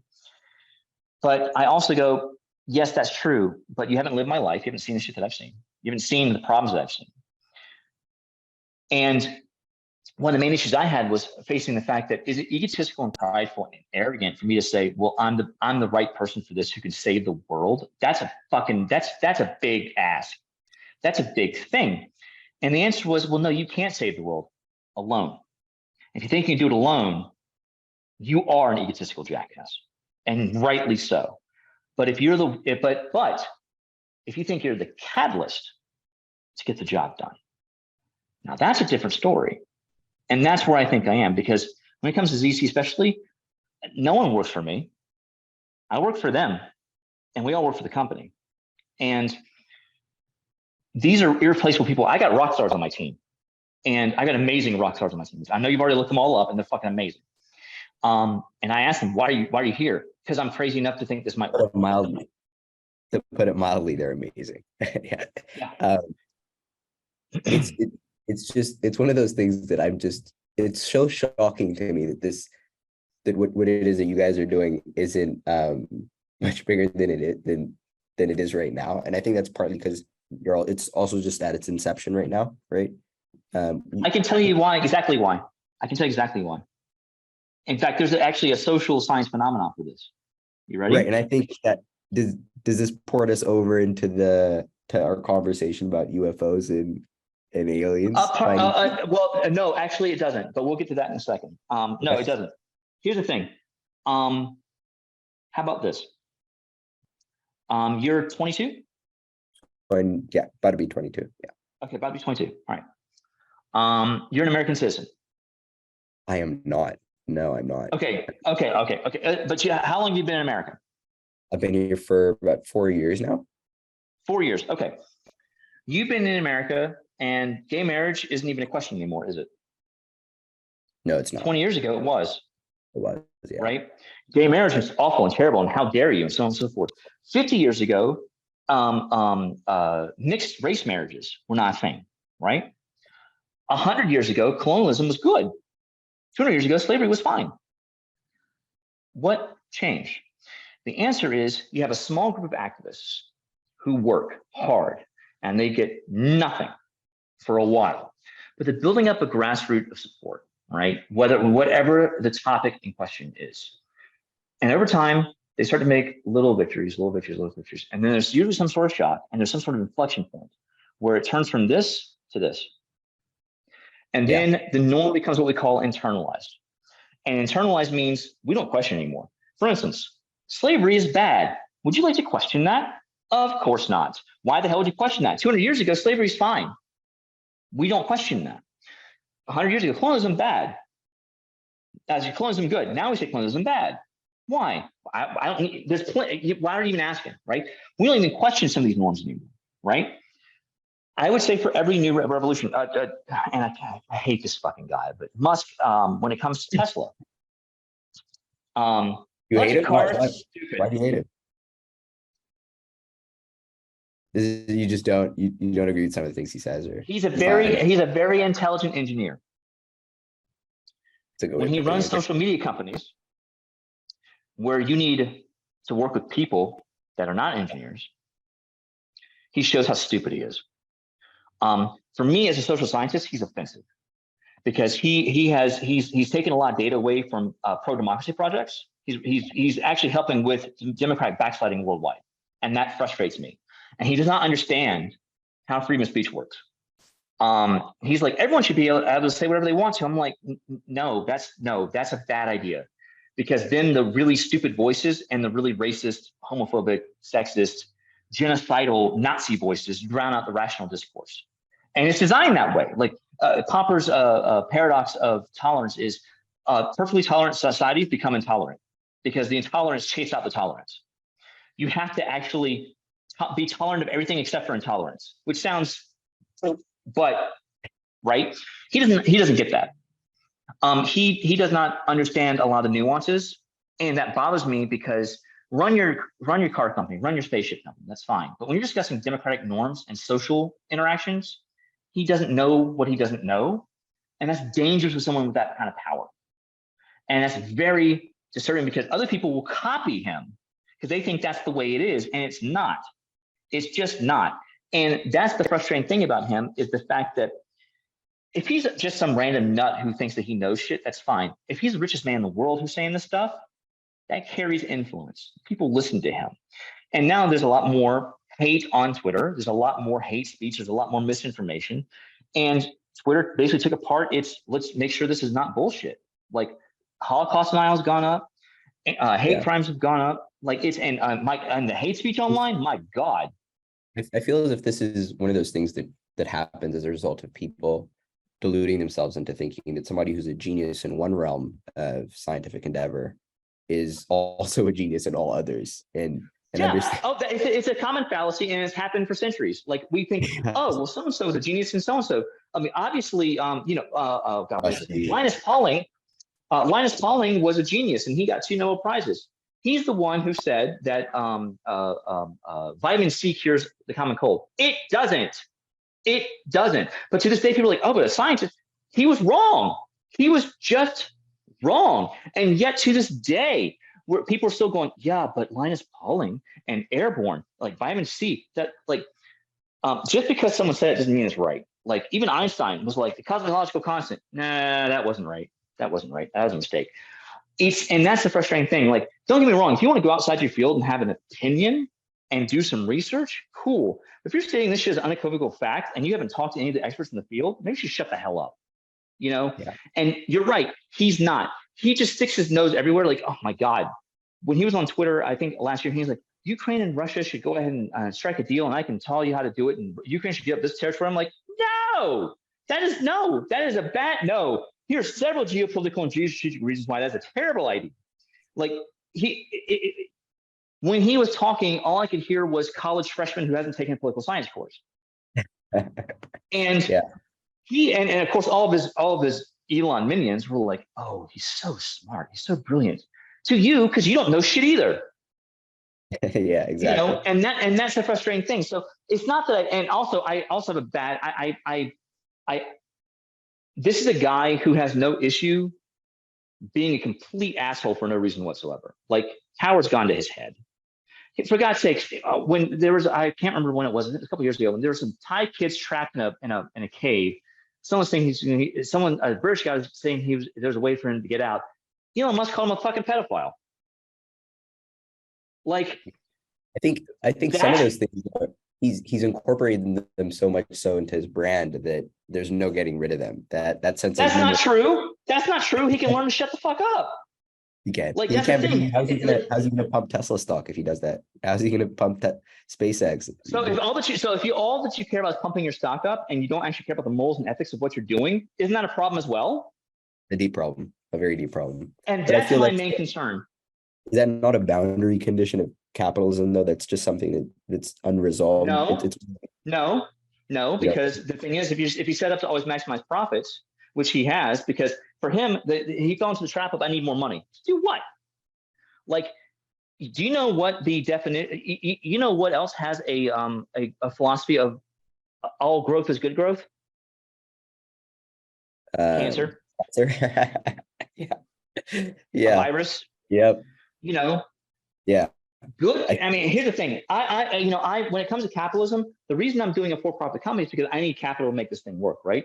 Yeah. Capitalism has some serious problems. It's not well regulated. It's really not, and there are issues with that. However, you can use money as just a tool, and people forget that. Chasing money for money's sake is stupid, because it's a tool. It's the equivalent of collecting a lot of hammers. What are you doing with it? If you're not doing anything with it, there's no point. I need the money to get the job done, right? And the thing is, if you look at it that way, the money comes. I don't want to be rich. I don't care. If someone was like, you're not gonna make $1 for your whole, you're not gonna be rich for your whole life. I'm like, look, as long as I got a place to live, I can feed myself, I can take a vacation every once in a while, fine. If that's what I need to pay to maybe create the chance to go to Alpha Centauri, sign me the fuck up, right? But with that being said, I'm still going to be able to do these things and still maybe get wealthy, but I don't want to be Elon Musk wealthy. Because, and this is very true, psychology has clearly shown us that people with a lot of power and a lot of money, it distorts their thinking. It distorts their emotional thinking. It distorts all those things. So I've actually built into the company checks and balances on me so I don't turn into a crazy nut job. In fact, one of the main ones is, I think Elon's also partly mentioned that he suffers from Asperger's, which I have ADHD and I probably have Asperger's as well. That is not a fucking excuse. It is not an excuse. Look, I understand he wants to cry that he's the most oppressed person in the United States of America, but he can go piss right the fuck off. Like that is, as someone who has a very strong case of ADHD, when people go, oh, I'm a neurodiverse, so I should get a pass. Fuck you. You don't buy it. Yeah. I agree. I very much agree. Something else that Elon has, in some sense, shat on is the idea. is the idea that people should be thinking about aliens and UFOs as anything more serious than a Defense Department way of acquiring funding. Is that something you agree on? Do you feel as if people considering, even if it turns out that this whole narrative is in some sense not true or partly true, that it's still worth people thinking about this for the reasons that your company is working on, the shifts in the ontology and the perspective that we're going to have on the world in a couple of decades? But people have been thinking about that for like hundreds of years. Like, this is not a new thing. And the fact that people are like, oh, but are we being visited? This goes back to Carl Sagan, and extraordinary claims require extraordinary proof. What the government's hiding all this stuff. All right. The thing about conspiracy theories is that they are unfalsifiable. That's the problem. There's an old joke, and you'll appreciate this one. So a conspiracy theorist dies. He finally goes to heaven. Excuse me. St. Peter's at the gate. And he's like, before I let you in, is there anything you want to know? And the conspiracy theorist takes a deep breath. He's like, okay, how did Kennedy actually die? And St. Peter goes, okay, Lee Harvey Oswald shot him. There was no one on the grassy knoll. The FBI had nothing to do with it. CIA had nothing to do with it. Mob had nothing to do with it. It was one gunman who did it. It was X number of shots or whatever. That's what happened. Conspiracy theorist looks at St. Peter and goes, wow, I didn't realize how far up this conspiracy went. It turned out to be the exact story. It's hilarious. That's hilarious. Do what? It turned out to be the exact story that we all assumed it was. Yeah. But the thing is, though, is that the conspiracy theorist was like, I don't buy it. Yeah. Even though St. fucking Peter just told you that that's what happened. No, I don't believe that. Conspiracy theorists operate in a dearth of they operate in a vacuum. And any facts, remember how I said any facts you give them, they ignore or they double down, right? Because remember, one of the main things about conspiracy theories is the fact that you feel like you're special. You know something that everyone else doesn't. And for a lot of people, that gives them a sense of power and purpose. And it becomes a cult. When we discuss conspiracy theories, let's discuss 9/11 was an inside job, right? It wasn't, but let's discuss that it was. Okay, how many people would have to lie for their whole lives? How many people have to be involved with setting that thing up? To hide aliens, how many people over a generation, because if we're talking about Roswell or since the 40s and 50s, how many thousands of people would have had to lie about these things and to stay undercover and never tell their wives or husbands or their children or their best friends or their mistresses or anything like that? And also, if that was the case, why in the hell wouldn't any of our either our allied friends or our enemies have fucking released this shit? And that's one of the reasons why you'll almost never hear anyone who has any sense of intelligence take this seriously. But there's a part of me that feels as if I take it seriously. I take it seriously, exactly, that there's some value in considering perhaps not the storyline as much, but the effects of I guess the whole UFO alien topic is somewhat of a haze for just advanced technology.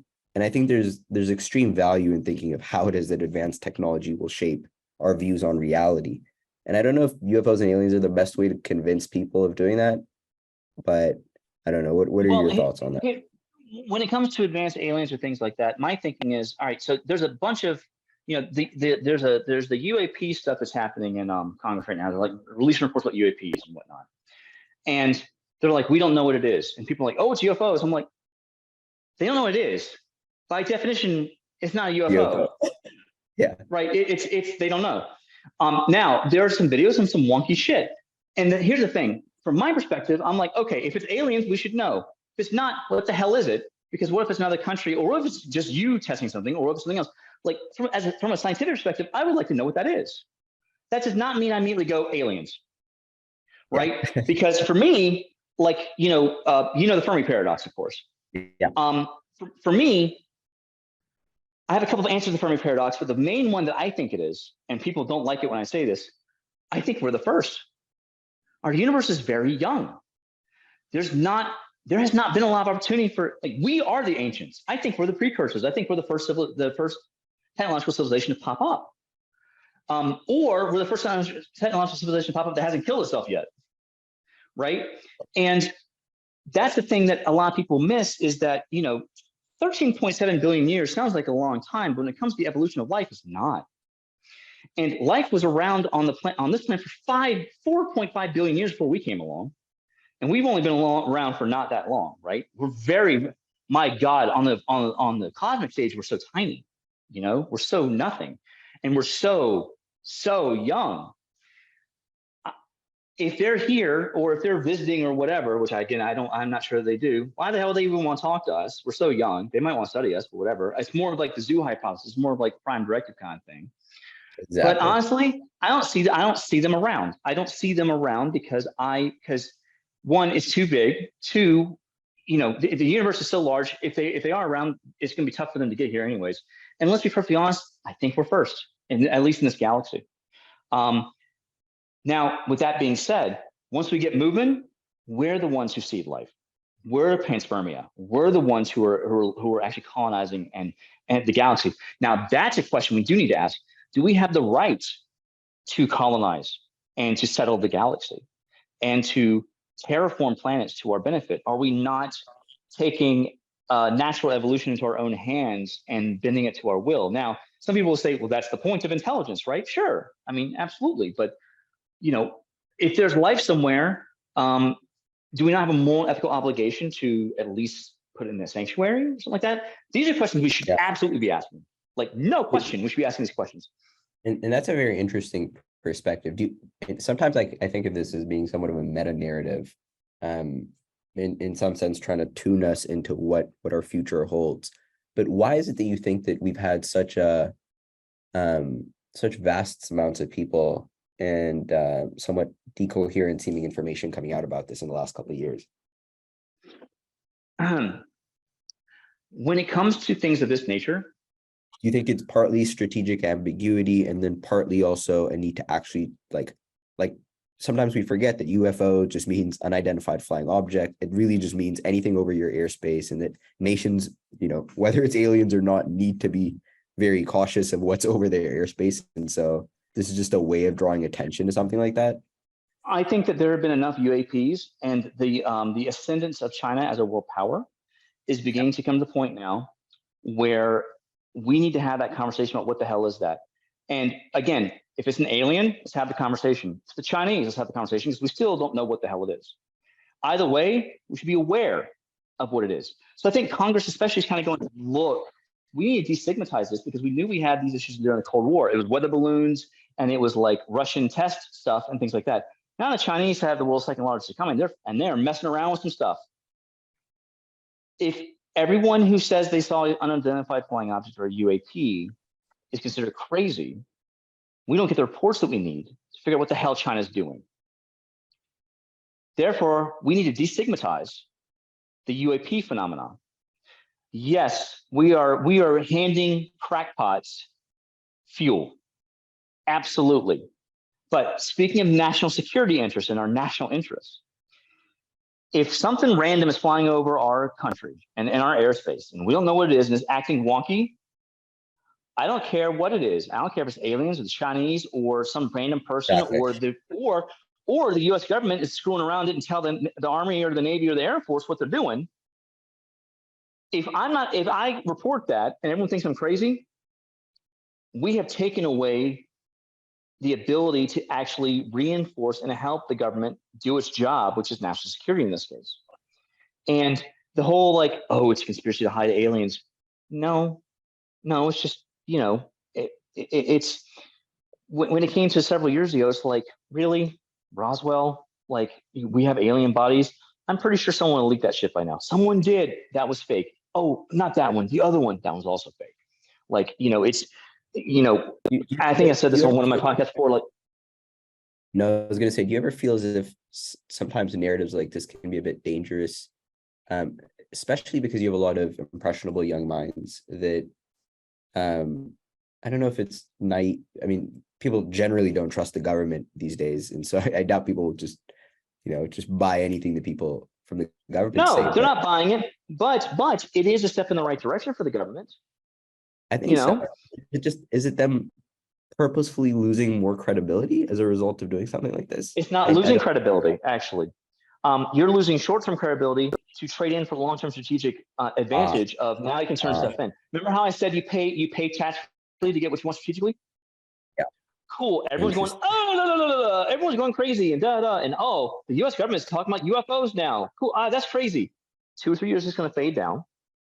And now when people say, listen, I saw this crazy thing in the sky, they will actually make the call in instead of being crazy, right?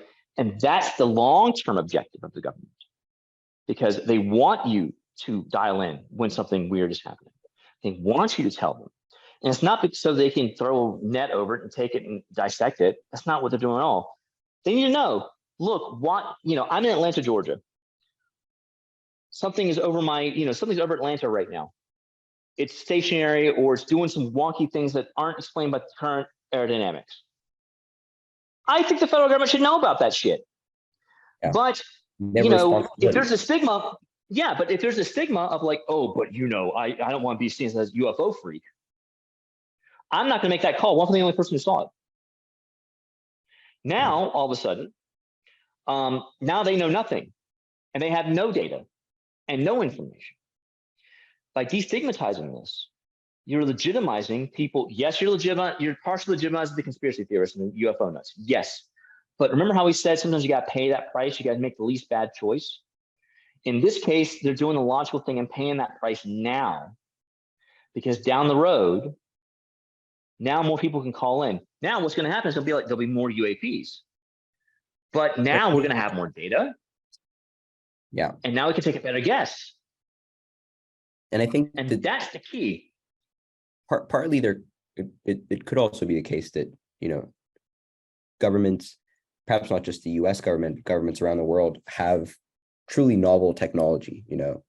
People have mentioned pulsed metamaterials that can do very unique things, so-called the tic-tac object. And so it could be very real that we have technology that is classified for all the reasonable reasons that you'd assume that it is, that actually does do things that are quite alien-like. And so it could be factors of that at hand, but then also factors of, hey, we just need to figure out what's in our airspace at all times. It's part of our responsibility. Sorry, we have to do it in this way. But I think it's hard to get all that across to like people who just want to buy like the spiritual aspect of aliens and UAP and what that means for their life. Because you cannot convince anybody of anything. Yeah. Stick that in your head. You cannot. What you can do is you can get in the data and invite them to ask questions if they want to. But if they're asking conspiracy theory questions, shut them down.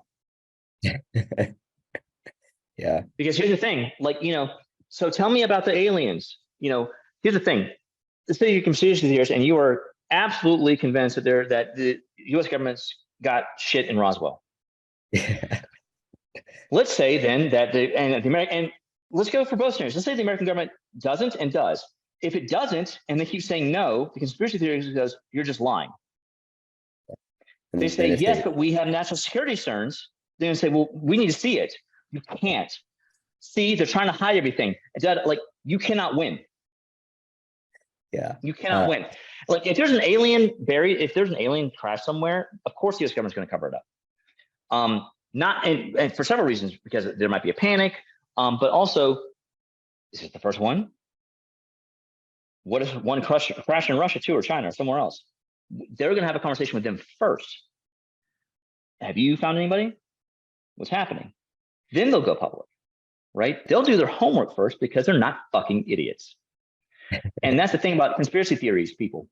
Conspiracy theory people think that the government is all powerful and all knowing, but also insanely incompetent and is sloppy. Usually the government is barely competent at best.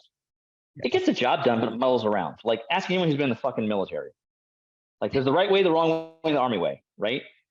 If you think that the American government can hide something like this, you're giving the American government a lot more credit than it deserves. I mean, like, you just are. To push back a little bit, there are factions within government that are very competent, and that can keep secrets for long periods of time. So I think that's one of the weird things about this topic is that, but it depends on the secret. It depends on the secret, right? Yeah, So not that it's like for instance, alien secrets, but it could be like nuclear secrets. It could be, well, who the fuck are you going to share that with? Like, how does that affect anybody if I share nuclear secrets, right? Exactly. An alien is a paradigm shifting thing for every human being on the planet. There are strong moral ethical reasons why you would have a whistleblower who would share those things, right? Nuclear secrets, why would you share that?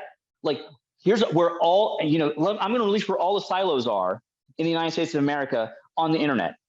Cool. Now you've compromised our national security for what? Like, what was the payoff? Nothing. Listen, I'm gonna list all the spies we have in foreign countries. Congratulations, they just all died.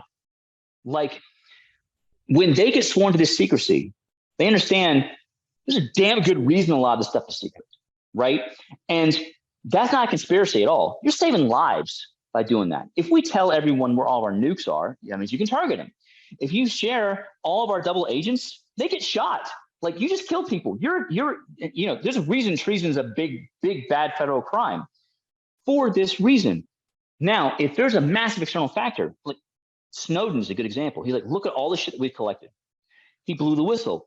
Why? There was a good, to him, there's a good ethical and moral reasoning behind, look at all the surveillance that the American government is doing. This is a problem, and the American people should know, even though it's going to cost me my livelihood, which it did. He released it. We can debate whether we feel personally had a good reason, but he did. And he felt he had a good reason. Sharing most intelligence secrets, there is no good moral ethical reason to share it. Like, a lot of the whistleblowers, where are they from? Abu Ghraib, Guantanamo Bay, places where there's some moral and ethical questions about what the American government is doing, and they're blowing the whistle, and rightly so. So why the fuck have not thousands of people blown the whistle on UFOs? Because it doesn't exist. Also, Trump became president. He didn't tweet about it. So. And I think, I can't say it any better than you have. I think even the wording you used is brilliant. But I do think one valuable thing that I found in thinking about UFOs and aliens in relationship to what you're doing is that if warp drive technology and spacecraft powered by warp drive technology end up becoming a reality, that's very close to what the average sci-fi fan or just conspiracy theorist would think of as being alien. And so it would move a lot. Like seriously, we sat down and did the math behind it, and we realized that because it's a non-inertial drive, it would look a lot like what they said the UFOs look like. It just hovers in space. It can move. It moves in weird ways. Yeah, it would look just like a UFO. And that's where it gets really fun, right? People are like, maybe it's your technology. I'm like, I mean, maybe, but we don't know yet. You for the future. Yeah, you're right. It would look like the typical sci-fi vehicle. Absolutely. And so I think, in some sense, though I have questions about sort of the moral aspect of if that's how things should be done. I think it's worth opening up the floodgates just a little bit so people are open-minded enough to accept ideas like the ones you propose, in terms of building actual technology rigorously, and with people that genuinely care about it and are excited and enjoy it and wake up thinking about it every day. And with that, I want to say, Dr. Greg, I couldn't be more honored that you decided to join me. I've had such an incredibly fruitful conversation with you today. I feel like I've learned more than I have in 4 years of college over one conversation. And I hope we can do this again at some point in the future. Thank you so much for gracing me with your time. I'm sure we can as well. And the next time, I promise I'll have my internet actually up and we can actually do this correctly. Oh, no, it's been great. It's been wonderful. No, thank you. Really do. And sorry. Thank you. I really appreciate it. I really do. And I'm sure we'll talk again at some point in the near future. Awesome. Thank you so much for your time. And I hope. Thanks a lot. Yeah, I'll have a good day. You too. I'll talk to you soon. All right. Enjoy yourself. All right. Bye. You too. Bye.